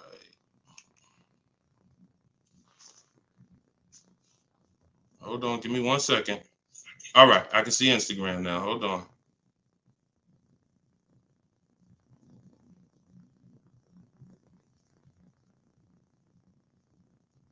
Give me 2 seconds. Okay, here we go. So if you're going to be purchasing, let me mute that. Yeah, I see you. She's like, please see us. I see you, LA Connects. Now I can see you. Okay. So if you're going to be purchasing, then what you're going to be doing is actually getting you're going to get your car. Do not let anyone touch your credit. No, this is for all cars, Crows. Just stay put. We talk about new cars, leases, and used cars. Stay put. Like, we got lots of people on 4 platforms. So you never want to let anyone touch your credit until you have already found your car. This is the mistake that you make, because dealers are going to try to get you to commit to them. And when they try to get you to commit to them, you have to be sharp enough to know, under no circumstances are you running my credit before you win the bid.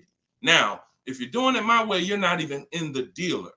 But once you find your car, you are going to lock that car up. You're going to get a purchase order, a buyer's order. That's that long form receipt saying your information, the car, the price you paid for it, and you're going to take that home now. And that's when you are going to now go online or go to your bank or your credit union's online website, and you are going to now do hard inquiries and let all of these people access your credit so that they can bid for your interest, for your loan. So we want to guarantee we don't pay more than we could have in interest in our loan. So you're going to bring that home. You're not going to let the dealer be your first option for financing. Once you do this, I call this the bank bidding war. Experian lets you do this. The credit bureaus let you do this. And once you do this, you're going to now get multiple bids, go to online. You want to be on Google, online lenders, everybody you can actually get in touch with, and everyone who bids, who does loans, let them have a shot at it. If you do this within the 2 days that I'm teaching you to do it, it's going to weigh on your credit like one hard inquiry. You'll see all the banks listed, but the effects on your score will be the same as one hard inquiry. This is called rate shopping. So you come home, you let them access. Now, as soon as you get the best offer, that's when you are now going to call the dealer who you have the car locked up with. And that's when you're going to say, hey, I got this offer. Now, if you can beat it, I'll give you the business. Okay? That's how you do it. That's how you guarantee. And if you look at that process, it'll work every single time. And your goal is to make sure you never leave any money on the table with a lender. And if you do that with the dealership first, you're going to leave money on the lender and on the table. And you're at their mercy. That's the bank bidding war. All right? Go ahead, shoot, and feel free to ask any follow-up questions. Go ahead, Dolan, shoot the next one up. This one's from Instagram. How do I get out of negative equity? There's 3 ways. 2 of them lead to a car, 1 of them don't. First is you do an equity assessment. The equity assessment is when you call the bank, find out your payoff. Once you get your payoff, you're going to go to, this will take you 20 to 25 minutes to do. Everybody who has negative equity, focus on this right now. You're going to go to CarMax.com, Driveway, Carvana, Kelly's Blue Book Instant Cash Offer. Do not use KellyBlueBook.com. Kelly Blue Book Instant Cash Offer. Our cars are only worth what someone's willing to cut us a check for. That's all they're worth. So these companies I'm giving you make you a cash offer. That's what we want. Kelly'sBlueBook.com. Instant cash offer. Car Guru, sell my car, and AutoNation, sell my car. That's going to get you 6 offers. Now your best route to go is whatever your negative equity is based on those offers. If you can pay the difference, that's where you want to go. If your best offer is 21, but you owe 23, you want to pay that $2,000 and get out that car. Because the second route I'm about to tell you is going to give you a greater amount of negative equity. And then when you go to do this, you're going to see that you have less control. So your second route, if you can't pay the difference, is you must get the car from the dealer who actually you're buying the car from. You must give them your old car because you need them to wrap your loan. You need them to wrap that negative equity into your new car deal because you can't pay the difference. And 9 times out of 10, the car is not going to be worth to that dealer what it's worth to CarMax or Driveway or Carvana or one of these online bidders. So you'll find that your highest offer from the online bidders might be 21. Your highest offer from the dealer you're going to get your car from might be 19 because it's not worth that to them. So that's why I say plan A is pay the difference. Plan B is if you can't, you have to get your car from that dealer and ask them what to assess your car and see what it's worth to them because you need them to build it in. Now, if your negative equity is too much, if you have too much negative equity, then you're going to have a problem getting out because you're going to have you're going to mess up the loan to value ratio. You can't move 15 grand over on top of a $30,000 car and expect the bank to approve it. They're going to require you to put money, in which case you got to stay in that car. You either got to put the money down to get out, and if you know, or you got to stay in that car and pay down that balance. Those are the only two ways. And the cause of negative equity is you don't understand leasing. 9 times out of 10, I've been doing this since 2006. 90% of you who have negative equity, the cause is you don't understand leasing. In the next 2 days, I'm going to do a leasing versus buying class on this show. So make sure you are tapped in so that you can understand how much not understanding leasing has cost you already, and you can stop listening to this bad advice about leasing. Okay? All right, y'all. Listen, I'm not seeing the shares. I'm going to be honest with y'all. Y'all know I keep it straight. I'm a straight shooter. I'm a straight shooter. We live right now, and we talking about financial information that no one in this world is talking to you about at this particular time. It's not 20 Deshone the Auto Advisors out there. Tag somebody, invite somebody. Don't be selfish, okay? That's the problem. What got us into this problem is selfish car dealers. So if we're going to solve this problem and help people, we need to all participate, and we need to be inviting people to the show so that our friends a year from now don't come to you and be like, damn, man, I got this horrible car deal, man. And now you know that you were sitting on this show talking about how to get your great car deal, but you're not telling friends. So shout out to the sharers. I appreciate y'all. All right, go ahead. Shoot the next question up, Dolan. I see you, LA Connects. Appreciate you. Let's go. When I see leases advertised on TV or radio, why do they always have thousands do a signing? Well, this is a similar question. All right, Steve Phillips asked a question from TikTok, and then I see Dreamer asks about advertised leases that she sees that always require thousands down. So you always tell people how to customize your lease. You do not go into a dealer. If you first of all, we only go into a dealer to test drive. If you're shopping for a new car or a lease, you should only be in the dealer for 20 to 30 minutes, and your only purpose to be there is to test drive or to pick up your car because they won the bid. This is what I teach. This is all in my book, Cars from Home, 7 Steps to Saving Time, Money, and Avoiding Dealers. You can get your copy for 75% off in my TikTok bio, in my Instagram bio. It's a 7-step system for leasing, purchasing, new cars, used cars, everything. But part of this particular way, we shop. Shopping is not buying. And what the car business has taught you to do is mix the two into one. You go shopping to decide what you want. That's the purpose of shopping, y'all, to decide what you want. Deciding what you want is test driving, making sure your kids can fit in the car, making sure it has enough room, making sure it feels good. Once you decide what you want, now you're coming home and you are emailing them through their website, and you're going to request your offer. So you are not ever going to say, work me up a lease, Mr. Car Dealer. If you say work me up a lease, they're going to work you up a lease based on probably a couple thousand down, probably leave out the tax and the fees, and you're going to deal with that nightmare of traditional car shopping. You are always going to request your leases with no money down, zero. Now, I want y'all to remember this. We do not want to use this term anymore, down payment. We want to start using, remember this, and I want y'all to write it after I tell it to you. Total out of pocket. Total out of pocket. Or you could put TOP. All right? Everybody who's locked in, I want you to type TOP. Okay? Type TOP. I want to see the people that are locked in. If you've been in my master classes, we're about action here. We're not about casual nothing. No one's fighting for your money if you're not. No one, you're not going to casually save $5,000, $10,000 and avoid this if you're not locked in.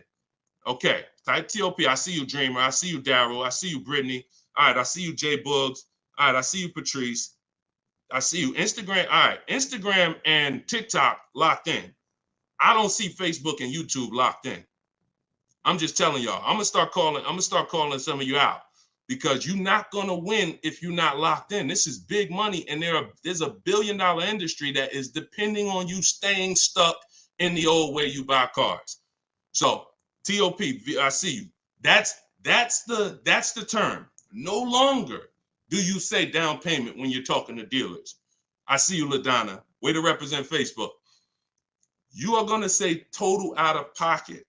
Because total out of pocket means, Mr. Dealer, this is the total amount I'm giving you. Down payment can be mixed up. Down payment can mean, oh, $2,000 down plus tax. $2,000, no, it's different than out the door more. That's a different term.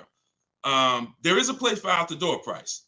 But in this particular case, we are using total out of pocket when we are contacting dealers to request our offers. First payment is the only thing we are putting out of pocket when we're getting lease offers.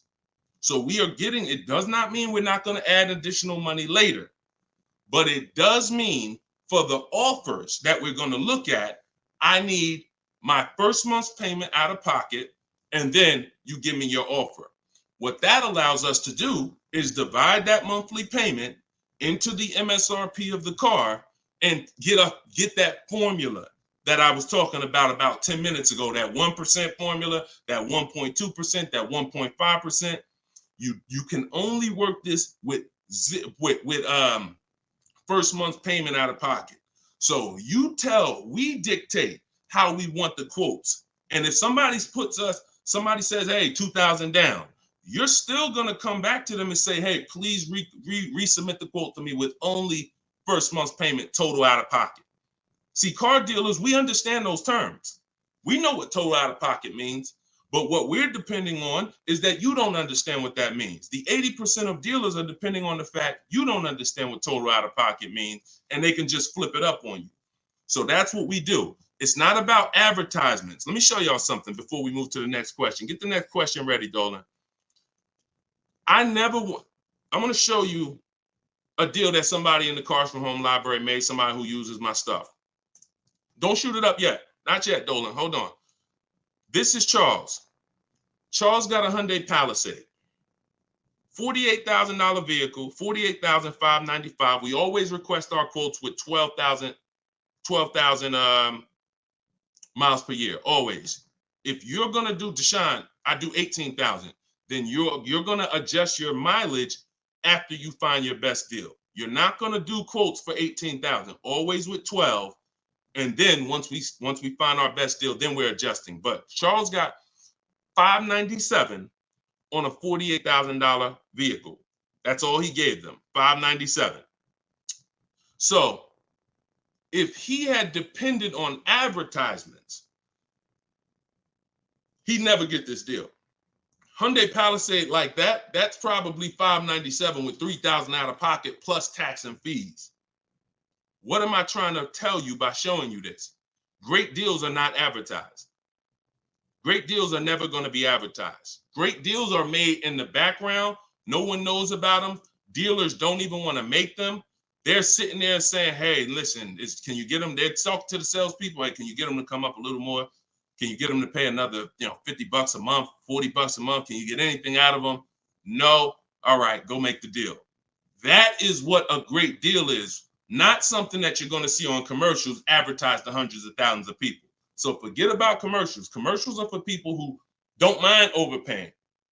People who shop for deals the way I'm teaching you to shop, our deals are never going to be advertised. In fact, when you go pick up your car, they might tell you, listen, Listen, I'd love for you to send me some friends, but don't tell them what you're paying, because I can't duplicate this deal. This deal, I can't, I don't want to do a deal like that. So that's what we do. We customize our quotes. We don't let other people customize them. And you can do deals with no money down all day long. Go ahead, shoot the next one up, Dolan. Great questions so far. Let's go. Keep the questions going. Let's go. Listen, right now, we got at least another 45 minutes. We're going to get through as many questions as possible. So let's go. This one's from Instagram. How can a person with not great credit get a good deal? You got to understand, if you don't have great credit, the only thing you should be overpaying for is interest. You got to separate your car from the loan. Your bad credit or your not perfect credit is between you and the person lending you money. Not between you and the dealer. Not between you and you're sitting around and you've been in a car dealer. Who's experienced this? Matter of fact, don't say if you've experienced this. But I know some of you have, and I know, millions of people have. You go in at 9 a.m. to the dealership, you find your car, you don't have great credit. Now you're sitting there and you're waiting for hours for them to get an approval. You see people driving out with their new cars. Some people saw you walk in with them at 9:30 a.m. They done left at 12, 1 o'clock with their car. You still there. This is mixing the car with the loan. We don't want to do that. You got to separate the car. So the car is one thing. That's why we always want to make sure we're getting the car at a great price. You shop independently. You use a company in my book, I recommend Limbuzz for people who don't have great credit. But Limbuzz is going to require you get a good deal on the car, because you can overpay for the car and then you can hurt your ability to get the loan because you're overpaying for the car. So you must make sure you are using strategy, shopping multiple offers. If you're shopping for a used car, we could talk about that depending on if somebody asked the question. If you're shopping for a new car, whatever you're shopping for, you must make sure that you find the dealer who's going to sell it to you lower than anyone else. Now, once you find that, you're going to independently have your financing. And if you don't have good credit right now, one of the companies I recommend is Limbuzz. And Limbuzz will usually approve people that a lot of people won't approve. They work with a lot of people who don't have good credit. And then your financing, if you pay 18% interest or 15% or whatever it's going to be, that's between you and the lender, not the dealer. Does that make sense? So we must separate our transactions if we're going to win. All right? We must separate. Go ahead. Shoot the next one up, Dolan. Oh, and one thing. Here we go. I need to purchase a car in less than 2 weeks. Trying to determine lease or purchase. Easy. Who wants to know beyond a shadow of a doubt whether they should lease a vehicle or purchase? Type me if you're just like, Deshone, I've heard this, I've heard that, but I really want to know what's best. All right, All right, I see you, Tavy. I see you, Veronica. I see you on TikTok. TikTok is commenting fast. I need Instagram. All right, I see you, Patrice. All right, I see you, The Well Life. Perfect. All right. TikTok and Instagram is on point. Facebook and YouTube, y'all got to type fast to keep your hands by your keyboards. All right, Terrence. Okay, so here is the determining factor. In my book, I teach 7 steps. To 7 steps. It doesn't matter. The first step is the most important question. The most important question, I want y'all to remember this. It's tied to something I created called the 8-year rule. The most important question is, and I want you to answer it, for everybody shopping for a car, or if you will be, how many years are you keeping your next car? This is the first thing you ask yourself. This is the first thing when your family is looking for a car, your son, your daughter, your spouse. The first thing you're asking yourself is, how many years am I keeping the next car? So answer that question. What you're going to see is you're now, if you're learning from me and you're going to use what I'm teaching you, it's going to be a system.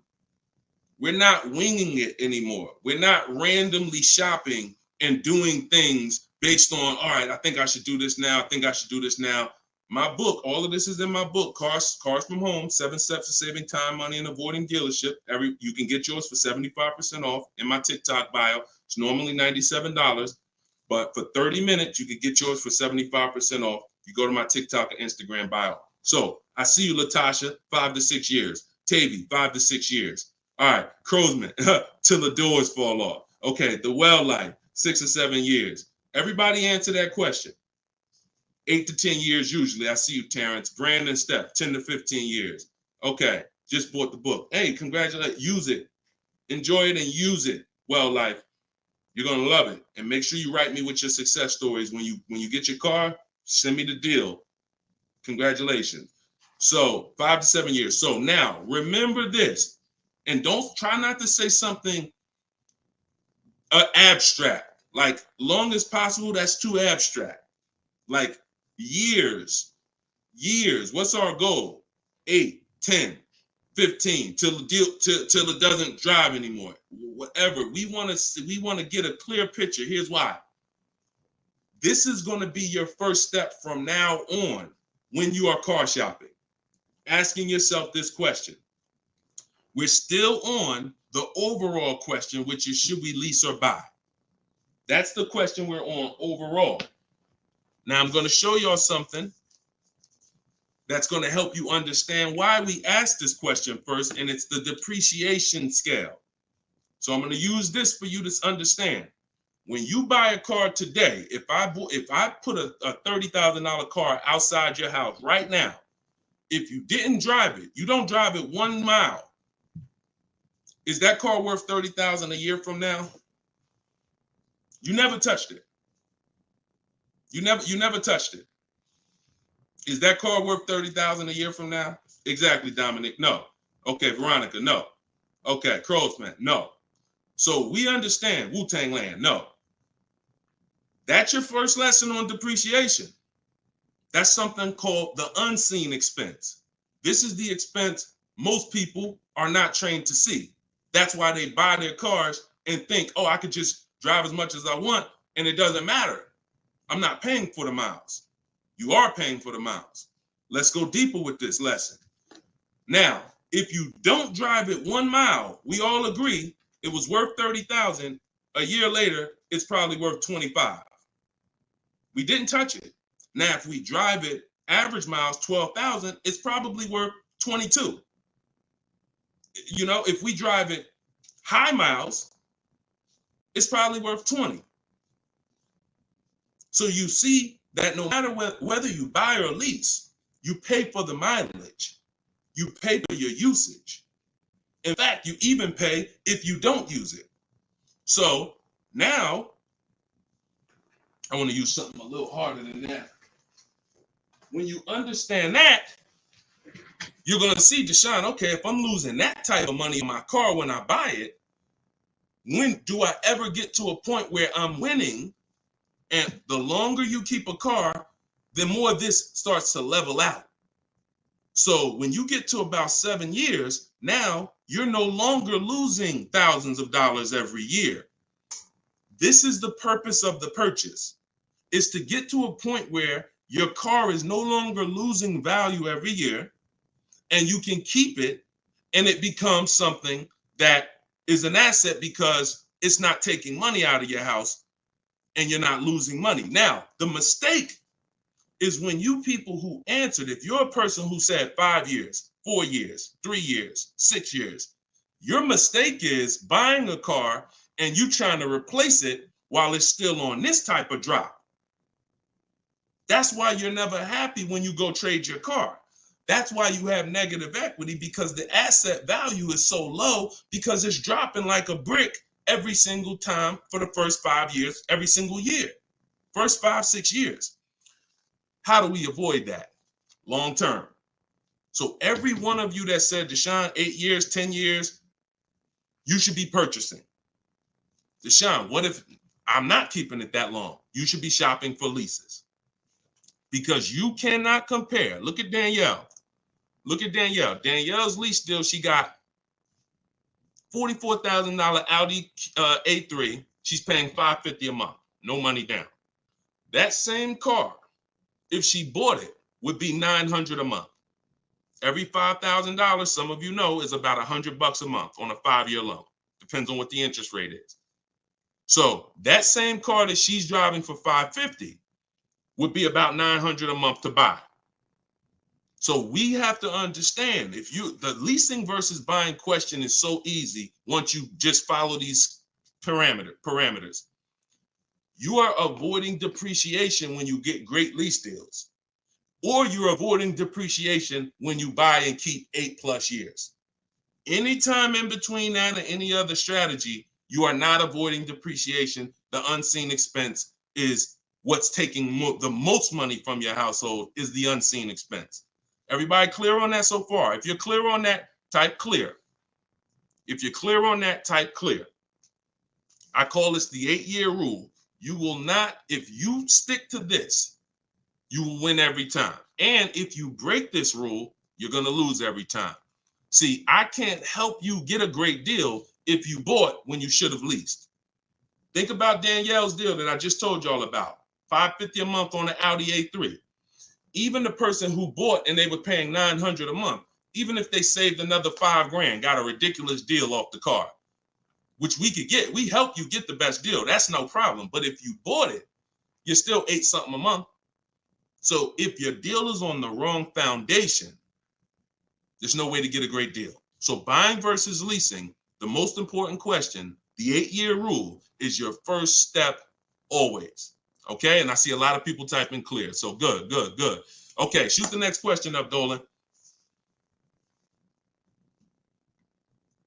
And I know some of you are like, Deshone, I was taught all my life, don't lease. If you weren't keeping your cars 8 years, then those people who taught you that owe you some money. They're not going to give it to you, but unfortunately, they have cost you money. I followed your process and leased 2 cars. Your approach is easy and very transparent. This is Instagram. I appreciate this. The dealerships could not hide. Appreciate you. Come on. See, that's how I want every one of you talking. That's how I want every one of you talking. We're no longer negotiating to get our best deals. We are sorting and letting people come to us. It's oil and water. You got to complete. Why do you think I represent Unlearn, Relearn? Because I know the first problem I saw when I started teaching this in 2021, I started before that, but God blew me up in 2021. You know, we got 1.5 million followers on TikTok, and everything went crazy since then. We teach, but I was like, oh, people got so much bad information that they got to unlearn. I can't put good information on top of bad information. So you got to be willing to scrap that, realize it's cost you money. It's from people who don't understand cars. They might have bought 10 cars, 20 cars in their life. Now they think they're an expert. And that's just cost you. So you got to be willing to unlearn all of that stuff and learn the new way. And that's what we do here. So I'm glad. Enjoy. I'm so glad you're empowered, Coach Booker T. You're empowered. And that's what I want for everybody. Go ahead, shoot the next one up, Dolan. I have a Jag and need to downsize. All right, we'll get to you. I see you on TikTok. I have a Jag and need to downsize. Thank you, Brandon. Appreciate all the gifts on TikTok. Could y'all keep running the screen, the likes up, tapping the screen? If you're spending time with us and you're going to spend a couple minutes with us, can y'all just every couple minutes just tap the screen, keep shooting those likes up? We get TikTok's attention. We let them know we talking about things over here that more people need to hear. So appreciate all of you. I see you already. All right, this one's from TikTok. How long can you keep a car when you lease? Asking with miles. 3 years. 3 years. We don't do 4-year lease deals. Stay away from 4-year lease deals. When you are getting your offers, and we do this online, so we go direct to the dealer site. We don't go through a third party because they pay for those leads. We don't want anything that drives the cost up when it comes to us. We go direct to the dealer's websites. In my book, I have a link to all the dealer's websites. I teach you how to do a radius search, and it takes about 15 minutes to contact 25 dealers, because when we shop for new cars and leases, we use something I created called the 25 to 5 strategy. So we're going to connect with 25 dealers online. and then we're going to get 5 to 7 quotes from that. So we're going direct to the dealer's website. That also allows us to shop out of 25 dealers' inventories, because 1 or 2 dealers is not enough. They might not have what you're looking for. Now you're at the mercy of who has what you're looking for. When we connect with 25, we're typically going to be able to get 5 to 7 offers from that. So this takes about 15. It just takes about 15 minutes. But we don't want to, like I said about 10 minutes ago, we dictate how we want our leases customized. And our leases are always first payment out of pocket, total out of pocket, first payment, 12,000 miles per year. And then we are, we're doing 12,000. And once someone wins the bid, out of those 5 to 7 offers, you're going to see, again, like I said, between the Cars from Home book, between the Cars from Home video library, and between my coaching program, we've done this with about 8,000 people since 2021. I can tell you we have enough data to tell you this is how it goes. Once you get 5 to 7 offers, you're going to see at least $150 to $200 difference from your best offer to your worst offer. That proves, that's why I say 80% of dealers are overpriced. So once you see that bid, you're going to, but we dictate that 3 years.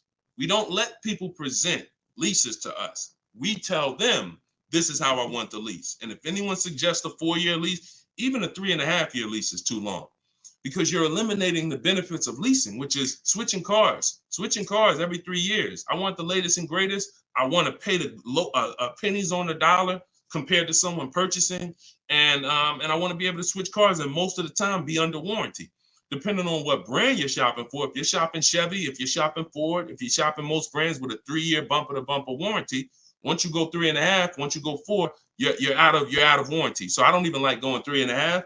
If it's a ridiculous deal for 3.5, maybe, but I'm typically 3 years, 39 months, maybe, and that's in my template. We'll do 3 or 39 months. 2-year lease deals are rare. You don't really see great 2-year lease deals. But if a manufacturer has it, then a dealer would tell you. When we contact them, they'll tell, hey, we got a great 2-year lease deal. Are you open to that? Yeah, we're open to 2, but we're not open to going longer than 39 months. We're paying too long on a car we're giving back. Go ahead, shoot the next one up, Dolan. Great question. All right, I see you. Perfect. Great questions. All right, Facebook. What's the best credit score to have when looking for a good deal on a brand new car? It's no way to dictate that. All you can do is now, if you're at a point where your credit is in that fair range, which is in that low 6s, mid 6s, then I would tell you, if you can, get yourself up to close to 7, get yourself up to 680, 690, 700, because that fair range is but that's really mostly with leases. But even even if you look, some of you are homeowners. When you buy a house, we're trying to get our credit to wherever it needs to be. If it's not there from the get-go, realtors will tell you, get your credit here so that you can get a mortgage. If you have the luxury of time, then sure, work on it. But our process, the bank bidding war process, eliminates the need for you to actually do this, because what it's going to do is going to, no matter where you find yourself at, you're going to get so many bids, you're going to make sure that whatever the best loan was that you could qualify for, you got it. I talked about the bank bidding war at the beginning of the show. So y'all know, if you're on YouTube, watch the replay, rewind it, watch the replay. We are live at 12 and 3 p.m., y'all. We're doing Monday, Tuesday, Thursday, Friday, 12 p.m., 3 p.m. We are live. Actually live, but throughout the day we rebroadcast these shows so that more people can see them. But in any time outside of that, I want you to go back and watch the replay if we answer something that you ask. And you want to find out, if you get the book, you'll see the bank bidding war that I send out with the book. That's how we get banks and credit unions to bid for our loan. But I explained it earlier in the show. All right, shoot the next one up, Dolan. All right. This one, show enough from YouTube. Quick question: would you pay $9,000 for an SUV with $164,000 on the dash? It's a 2014. All right, so great YouTube name and picture. Shout out to the Last Dragon. No. Well, look, it's car specific. When we shop for used cars, who's going to be shopping for a used car? Type a letter U. I want y'all to listen up. We use a process called the multiple marketplace strategy. This is in my, now I told y'all, our process for shopping for new cars is, or new cars and leases, is the 25-5. Our process for shopping for used cars is the multiple marketplace strategy, because we want to be on every marketplace that has a car. And there's 8 of them: Driveway, Carvana, CarMax, Carfax.com, Car Gurus, AutoNation, Cars.com, eBay Motors, and I'm missing one. These all have different inventory. Now, some of the inventory is the same. I've seen times where you go on you go on Auto Trader, and the price hasn't been updated, but you go on Car Gurus and the price has been updated. So there's a car for 36. Same car on Auto Traders is 34. So you must be on all marketplaces. But then there's a process that we use to sort down to get a quality car. First thing we're going to do is, if you are aiming for a car, you need to do a longevity check and a reliability check. This takes 5 minutes. We type in the year, make, model into Google, reliability, and we skim those first couple articles. If you see a bunch of stuff that says questionable reliability, 7 out of 10, 6.5 out of 10, that's enough to eliminate the car, in my opinion. After you type in reliability, and look, my whole process for shopping takes 60 to 90 minutes. So everything I'm telling you to do are 5-minute things, 20-minute things, 15-minute things. We do this right from home. That's why the book is called Cars from Home: 7 Steps to Saving Time, Money, and Avoiding Dealerships. So now, once you do reliability, now you're going to do longevity. Longevity is going to tell you what the data says about that car long term. If it has transmission issues, if it's not known for lasting. Sometimes the longevity records on Google will say this car is known to last 200 to 300,000 miles. So that's the first thing. Thank you, Mr. Super. I see you. That's the first thing. Before we even look at a car and consider it, we got to make sure we do that 5-minute check. Now, once we move past that, now we're moving into our process of sorting down, because we could have a good car with good data, but we could get a bad car based on the previous owners. So first thing we're looking at is the Carfax. Carfax. We want to know what that title's like. Is it salvage? Is it rental? Is it frame damage? Is it rebuilt? Eliminating those. Now we're moving on to service records. This is the biggest indicator, in my opinion, on if a car was taken care of. It's not title history. It's not accident history. It's service records. Service records. So if I see a car and I see that the service has been done year by year, whether it's a one owner, and I can see every couple thousand miles, service. Great indicator. Great indicator. Opposite is also true.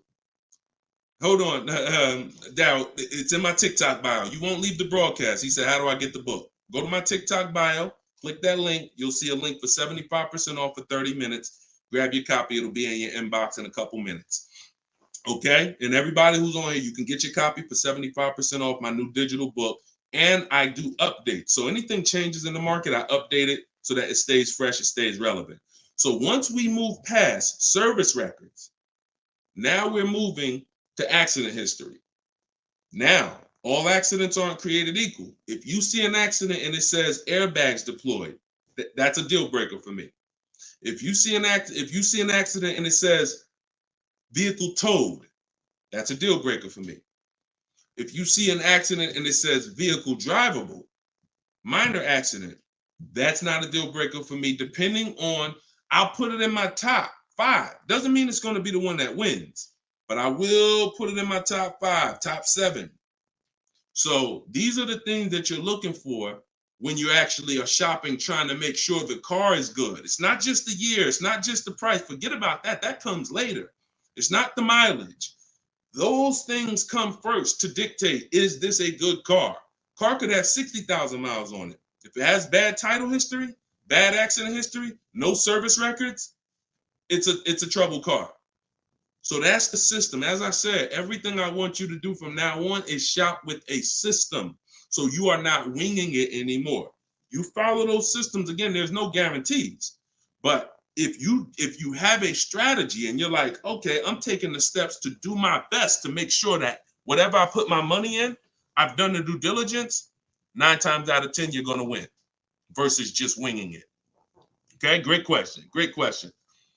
Shoot the next one up, Dolan. Oh, by the way, I teach a strategy where you might not know. I'm getting ready to give y'all some game. The whole show is game, but I'm gonna get ready to give y'all one of my secret strategies. It's in my book. I got a lot of stuff in my book. A lot of stuff. But a lot of you don't know when you're on these marketplaces. Keep that question ready. We're gonna go to that next one in 2 seconds. That Carfax, many dealers have agreements with Carfax. So when you're on these marketplaces, you might see Carfax, they'll try to sell you a Carfax. What we do is we bypass we'll go to the dealer's website and we'll see if they have a free Carfax there. Because if that dealer has an agreement with Carfax, that means every car in their inventory, they'll be able to get a Carfax on the dealer's website. I told you, we use Carfax because Carfax is the only one right now that shows service records. The other auto check does not show service records. And I will not buy a car, and I would not suggest you ever buy a car without seeing service records. All right? That's what we do. Go ahead, shoot the next one up, Dolan.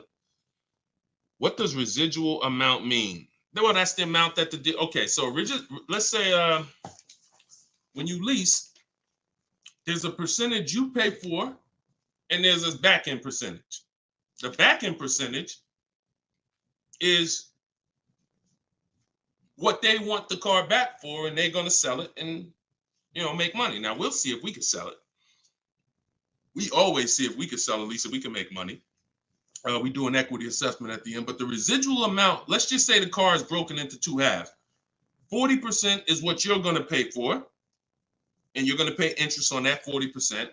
And then the 60% is what's left, and that goes back. That's what happens when the dealer comes back. That's when you give it back to the bank, not the dealership.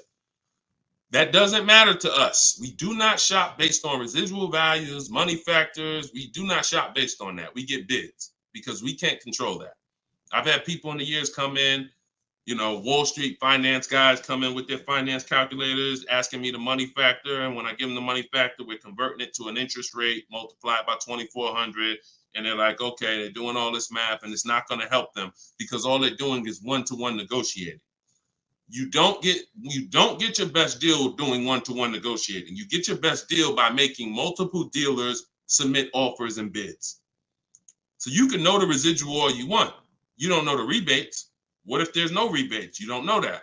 You don't know you don't know if I'm an 80% dealer and I'm not going to discount, or I'm going to mark my car price up $2,000 and then take off that $2,000 and make you think you won. But all I did was take off the $2,000 that I was overcharging anyway. So you don't know who you're dealing with. That's why one-to-one never works. Sitting at home and getting bids from at least 5 dealers. My way is the 25-to-5. We're going to connect with 25 dealers online on their website, send them my template. You can send them an email, letting them know what you want. In my book, I have links to my templates. In my video library, you're using all my stuff and you're not talking. We connect with 25 and we're looking to get 5 to 7 offers. That's the only thing we can control. We can't control the residual amount. We can't control the money factor. We don't shop like that. It's not going to help you. In fact, it'll slow you down and it'll hurt you because you're overanalyzing things that don't even matter. And trust me, I love numbers. I love numbers. I was in calculus in 11th grade, so I can do this stuff in my daggone sleep. But what I don't want is to teach you to do that because I don't do that. It doesn't take that. None of these people that you see, look, when you see Eddie, matter of fact, he bought, hold on. When you see, look, let me show you Benita. Benita in the middle of the pandemic. The reason why I always show Benita is because in the middle of the pandemic, She got a Kia Telluride when people were paying $5-10 grand over sticker form. Kia Telluride, $600 a month, 36 months. She drove out. It's like a $46,000 vehicle. People were paying $800 a month. Some of you may know somebody who's leasing a Kia Telluride that they got during the pandemic. If they didn't put money down, they're paying $800 a month, $700 something a month, minimum. Now, one thing people will never tell you though is the money they put down. So don't even ask them, because people tell you, oh, I'm paying $600 a month myself. They'll never tell you they put $4,000 down though. Never. So, but yeah, when you are shopping like this, you're getting bids. She doesn't know what the deal is going to be until she shops. And when she shops, she doesn't care about the residual value. It doesn't matter to her the money factor. None of that stuff matters. The only thing that matters is, let me get my bids and see who's going to win the bid. That's it. That's it. Go ahead. Shoot the next one up, Dolan. Let me put that banner back up. For all of you who just jumped on, this entire show is sponsored by my new digital book. It's called Cars from Home. 7 Steps to Saving Time, Money, and Avoiding Dealerships. I'm the author of that book. I'm also the creator of the Cars from Home video library and the Cars from Home coaching program. You can get your book for 75% off in my TikTok bio, in my Instagram bio. It's normally $97, but you can get your copy for 75% off by going to my bios and getting it, or you can scan the QR code or go to deshonsbook.com. 75% off for 30 minutes. All right. So get your copy. Everything I teach is in there, and you can reference it for life. All right. This one's from TikTok. When I see, we already did that one. I know you're snatching all the questions, but I tied that question in, even though you didn't post it. I tied that question into the other person who was asking about 0 down leases. All right. Thanks, Dolan. Okay. This is another one from TikTok. Lease mileages. Let's go Instagram. Make sure you're typing your questions. All right. Make sure you type in your questions, Instagram. We live every day at 12 and 3. So let's see. TikTok. Lease mileage 10,000 under allowable. Does that value when getting next lease? No. What you're going to do is you're going to do an equity assessment. You are not going to, how many people right now have dealers calling them, telling them to come in and they can get you out of your lease, or they could trade you out of your car and put you in another car? How many people have either phone calls coming in, emails, or you get mail? Hey, Leo, good news. We need your 2019 car. We have somebody looking for that car. How many people are getting those emails or those calls right now? When you get those emails, look, all of them, look, look, I do every day, Matthew said. Look, so when you get those calls, what they're doing is we have automatic algorithms, like automatic technology that generates these lists for us. It's not that they saw your car exactly and they're like, oh, I love your particular car. So what you got to know is, what's the goal? The goal is to get you to come in and get you to have them be your first offer on your vehicle. Now, we never want a dealer to be our first offer. Hold on, Tiffany. We never want a dealer to be our first offer. We want the dealer to be our last offer all the time when it comes to our car that we're replacing. So you're going to do something, Wanda, called an equity assessment. You're going to call the bank. You're going to ask the bank 2 questions if you're leasing. 1 question if you own. What's my payoff? That's the question everyone asks. If you're leasing, you're going to ask the second question. Do I have a third-party restriction? If they say no, then you need to write that down. If they say yes, you need to account for this. Once you hang up that phone call, you're going to do this equity assessment, which is going on the 6 websites I mentioned earlier: CarMax, Driveway, Carvana, Kelly's Blue Book Instant Cash Offer, AutoNation, Sell My Car, and Car Guru, Sell My Car. Every one of those sites, if they ask you, if you have a loan, if you are leasing, when they ask you, is the car owned, finance, leased, you're going to put owned. Don't put lease, because it triggers something in their website. They don't know how to separate third-party restrictions and not. And just so you know, for those of you who think you can't sell your lease because you have a third-party restriction, you're wrong. We sell leases with third-party restrictions.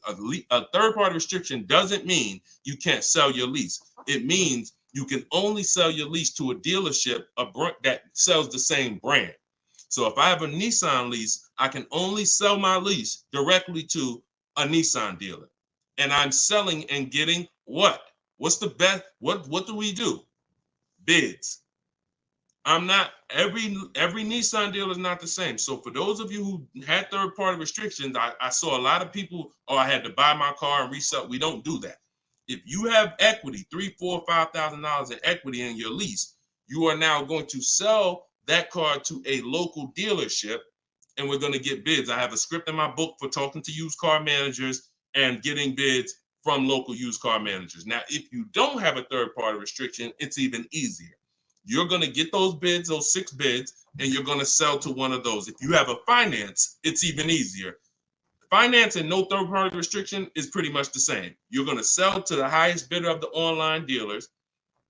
And if you have to replace your car, you're just going to keep those offers on hold, because some of you are going to say, well, I could make $3,000 selling my car, but I need to find my new car first. No problem. In my book, I teach something called timing the transaction. You're just going to put those offers on hold. You're going to start your shopping, and you're going to find the dealer who's going to win your bid to sell you the car. And then you're going to pick up your new car and sell your old car the same day. These companies cut you a check. This isn't like Facebook Marketplace. You go into CarMax, literally they inspect the car, they cut you a check, you leave with the difference. It's not a 2-3 day thing. This isn't like, oh, I need to. No, this is very simple to do. And that's the equity assessment process. We get bids on everything. Our old car, our new car we're buying, our loan. Everything's a bid.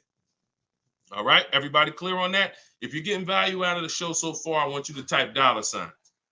If you're getting value out of the show so far, type $signs in the comments. I want to make sure that we're getting value out of what we're talking about. And then we're going to go to Tiffany's question. All right, I see you, Brandon. All right, perfect. All right, I see you, Denise. I see you, Terrence. I see you, user 977-163-105-3712. I see you, the Wildlife Diva. Perfect. 36 Chambers. Richard, I see you. Perfect.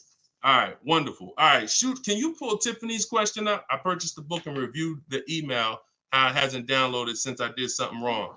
Dominic, just as soon as you purchase the book, I give you a support email. Don't DM, because we have 2 million followers. We're blessed, thank God. DMs, we get hundreds of DMs. You get a support email. Let me know if you got it. And then just if there's anything, we'll get you the book. We'll send it to you manually. Okay. So just hit me with that. Just make sure you got it. All right. So Tiffany said, this is from TikTok, would you finance your lease at the end? 2018 Audi S5, 42,000 miles, 5K down, 12,000 miles. So when I talked to you earlier, you have to ask yourself the same question. If you were here earlier, the most important question is, how many years are you keeping the next car? You're going to ask yourself the same question right now, because you're about to buy another car. You have to see your lease. Buying your lease, you have to see it as buying another car. It's a used car. That's what you're doing. Hold on. Okay, LA Connect, do me a favor. Hold on. LA Connect, shoot me a DM. I'll look for your DM, and you get the support email. You don't get the support email. As soon as you purchase, the thank you page says, here's the support email. So, and check your spam and check your junk folder, okay? Because we got a pretty sophisticated email technology that is spot on most of the time. I'm not going to sit up here and tell you it's perfect, but I mean, we deliver a lot of books without issue. So sometimes it's in spam, sometimes it's in the junk folder. Okay, so that's how you have to see buying your lease. You're buying a used car. The only difference is it's your car. That's the only difference. You don't, instead of going to look for a used car, you're saying, I'm going to buy that used car. So the same question exists. How many years are you going to keep the car? Now, if you say, 8, you're not going to break the 8-year rule. Then you could buy it. But if it's not 8, it makes 0 sense not to be shopping for another lease. I'm going to tell you why. One, the depreciation. And I'll talk to you about, I'll do a quick scenario of, because some people say, Deshone, when I buy used cars, they don't depreciate as much as used cars, but you still pay more than people who get great lease deals, than people who get great lease deals. You're still paying more money, and now you're paying more money for a for a worse car. So, but when you are looking at these scenarios, most people are going to finance for a 5-year or 6-year loan to buy their lease out. But you've already had the car for 3 years. So you have to say to yourself, what's the likelihood I'm going to keep this car that I've already had for 3 years for another 3 years? Tiffany, if you didn't get, if the new lease payment, if that's not the best offer out of 5 dealers, then that doesn't matter to me, because we don't care about what one dealer says, especially a dealer who's going to try to see you. Some of you are too loyal to these dealers, and you got to stop. I'm not loyal to any dealer. No one who listens to me is loyal to any dealer. We are done with being friends with dealers. We don't need to go to a barbecue with our car salesman. We don't need to do that anymore, because we need to make car salespeople compete and different dealers compete. Tons of people will walk in, get one quote from an old dealer or a dealer that sold them 2 cars, and that quote is $900 a month, and they're like, oh, I guess that's what the car costs. Not realizing, no, that's what the car costs from that dealer. That's what it costs from that dealer. Your competition is going to be $1,000 a month, $1,050 a month, $850 a month, $790 a month. I told you, when you shop the correct way, you are going to expose the dealers that are overpriced. That's why that person who came on here, who Dolan put that comment up that said, hey, I use your stuff, dealers can't hide. Because it's an exposing of the overpriced car dealers. We see the people who are overcharging us, because when we see that best offer is $790, and then we see another offer for $840, another offer for $890, another offer for $920, we realize all of those other higher price offers were taking a shot at us, hoping that we weren't going to shop them. But that's okay. We're buying from the 20% who beats their offers. So before we ever make a decision to leave, we must shop 5 offers, and none of you are going to realize that this is right. See, like I said, between my book, the Cars from Home Library, and my coaching program, we've helped 8,000 people since 2021. These are the numbers. 80% of dealers are overcharging you. And if you don't have multiple offers in front of you, at least 5, you're not going to ever find the best price dealers. And you don't do this the hard way, going into dealer to dealer to dealer. You do this sitting at home on these dealers' websites, requesting your offers, looking at offers strategically. That's why my book is called Cars from Home. My system is called Cars from Home. We spend time here. We're not in a dealership for more than 30 minutes. Okay? So getting back to your question about buying your lease, I'm not buying a used car.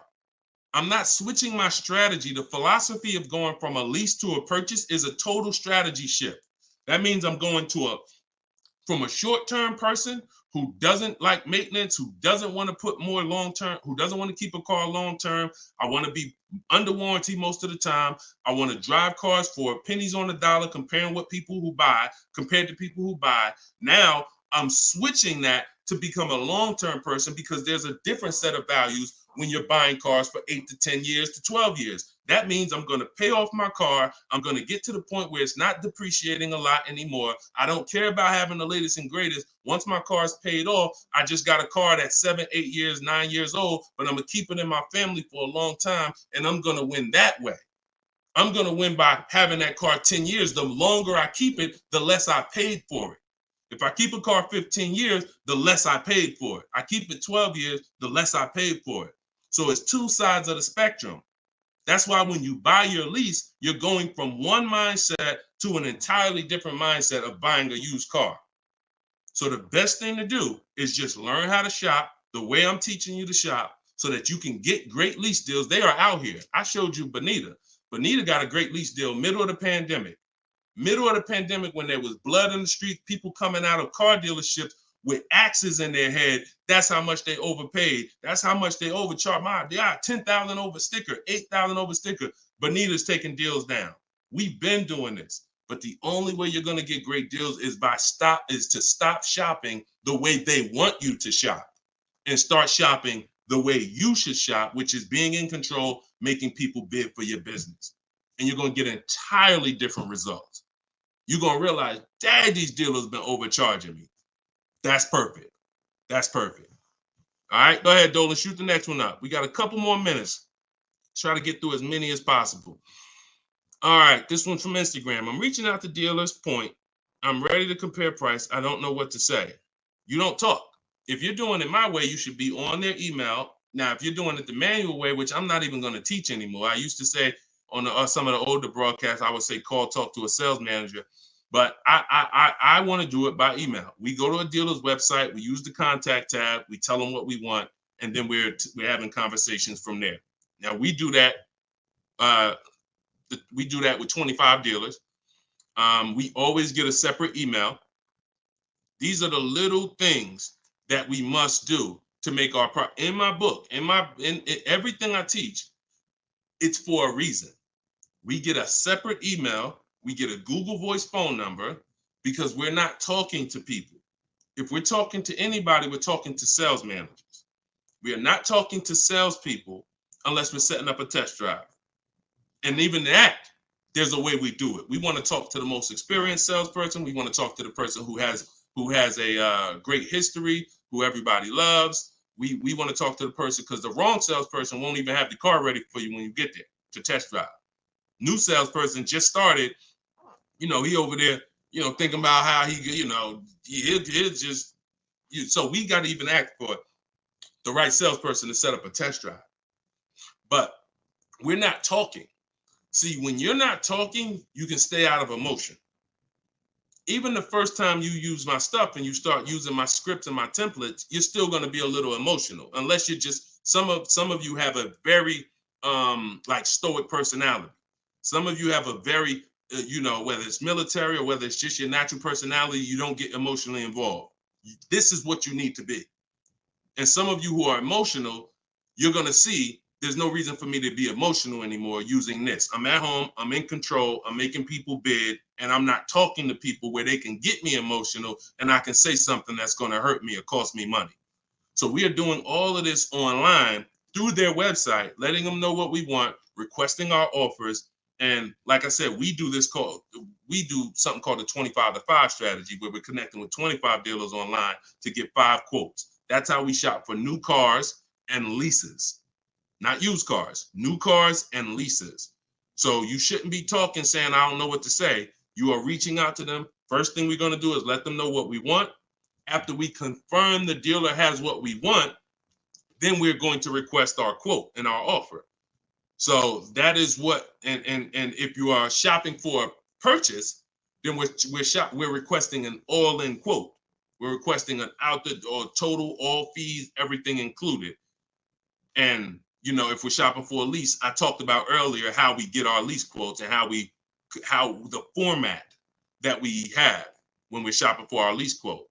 So my book is $24 if you get it at the 75% off. In that book is my scripts. In that book is my templates where you fill in your information, you fill in the car you want, and I walk you through my entire process. I also have replies in there because there's going to be things that they say. These are trained people you're dealing with. We deal with trained salespeople. So when you are reaching out to them, they're going to say things like, hey, when can you come in? Hey, okay, I'm handling my entire process from home. And then you always end with a question. All my scripts end with a question. You should always end your email with a question, not a statement. So if they say, hey, we only car shop, we only give quotes in person. Okay, well, no other dealer that I'm talking to has said that. Should I remove you from my list, or are you gonna present an offer? Always a question, because you bounce the ball back to them. So all of my scripts and my replies are in there. This is what, and there's, but you need to keep the conversation on your agenda. You're having a conversation online with these dealers. And That's why I say separate email, Google Voice number, dedicated, locked in. You don't want a bunch of car dealers' emails mixed in your personal email. It's just, that's not how we do it. That's going to mess you up. We do not do it like that. That'll confuse you. Now you're missing emails and all of that. Separate email. All right. Go ahead. Denise is asking, can you answer my question? I want to know if I have options. Can you find Denise's question from TikTok? TikTok, Dolan? You see Denise's question? Give her a second. Thoughts on, while you do that, I'm going to enter this thoughts on leasing a Tesla. There's no price negotiation. There's no price negotiation. So there's no reason to get bids. You can't get bids on Tesla. Keep that up. I'm gonna get to that right after this. This is a short answer. What you need to do when you're leasing a Tesla is total out of pocket, first month payment, 12,000 miles per year. Divide the monthly payment into the MSRP, like I said. And if it's over 1.5%, you're paying too much for a car you're giving back. So we still need to know if the lease deal's good. Doesn't matter. Even if it's no negotiations. Plenty of people out there that got bad lease programs that are dependent on people who don't know what a bad lease program is to come in and lease the car. And until we stop leasing those cars at these bad lease programs, when we stop, that's when they'll change. All right. It's always a buyer's market for us.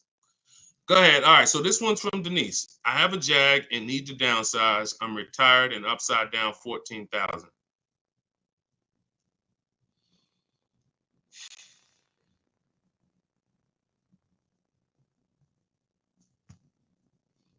See, here's the bad part about negative equity. The damage is done. I wish I was the person who could, give back. A lot of what I'm talking to y'all about is I'm shouting from the hills and warning you. It's up to you to take the warning. But in this particular case, with negative equity, the damage is done. Now, how do we get out of it? It's only two ways. I talked to you about that earlier. Now, in your particular case, now there's a third way. It involves the car. If the car is totaled or stolen and you don't recover it and you have gap insurance, then the car is. So I have to.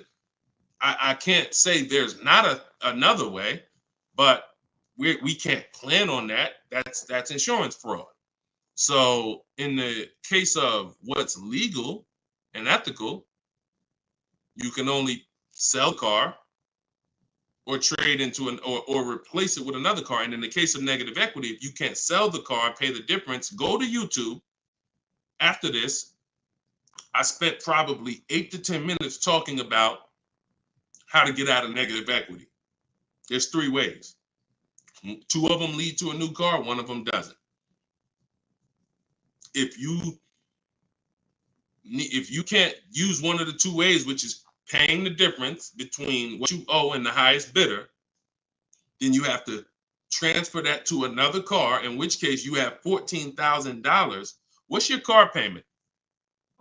How much is your car payment?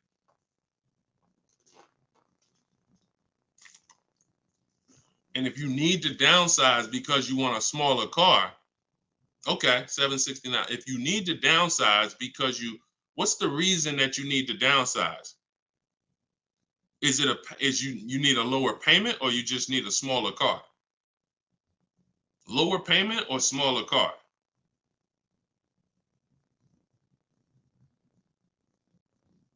Sometimes I need to ask more questions. This is why, we go, I have 3 things I created: the Cards from Home book, and the video library, and coaching. In particular cases, I need to ask more questions before we could give a custom answer. Lower payment. So you got to look at it like this. Most people should be transferring negative equity into a lease. Now, once you actually bring 14,000 over, and your negative equity amount should always be based on you getting the offers. It shouldn't be based on what you think or what a dealer told you the car is worth. So that's one thing. Let's start there. Equity assessment, you need to rewatch the show. You need to see that segment. If you have my book, you need to follow the segment on the equity assessment to find out what your real negative equity is. That is on a 39-month lease, bringing that over, you're talking about $14,000. That right there is $358 a month. You know what you possibly could do? Try listing the car on Swap a Lease. Now, if that payment is good for the car, let me see. Did we? You got a Jag. Depends on if $769 a month. Now watch this. If $769 a month is a good payment for that vehicle, then you can list it on Swap a Lease, and then you could have someone take over the payment. But it got to be a good deal. If they could go out and they could get a $600 payment on that same vehicle, then they're not going to take it over. So this is another option for you to consider. Now, if it might even be advantageous to you to list that car and contribute some.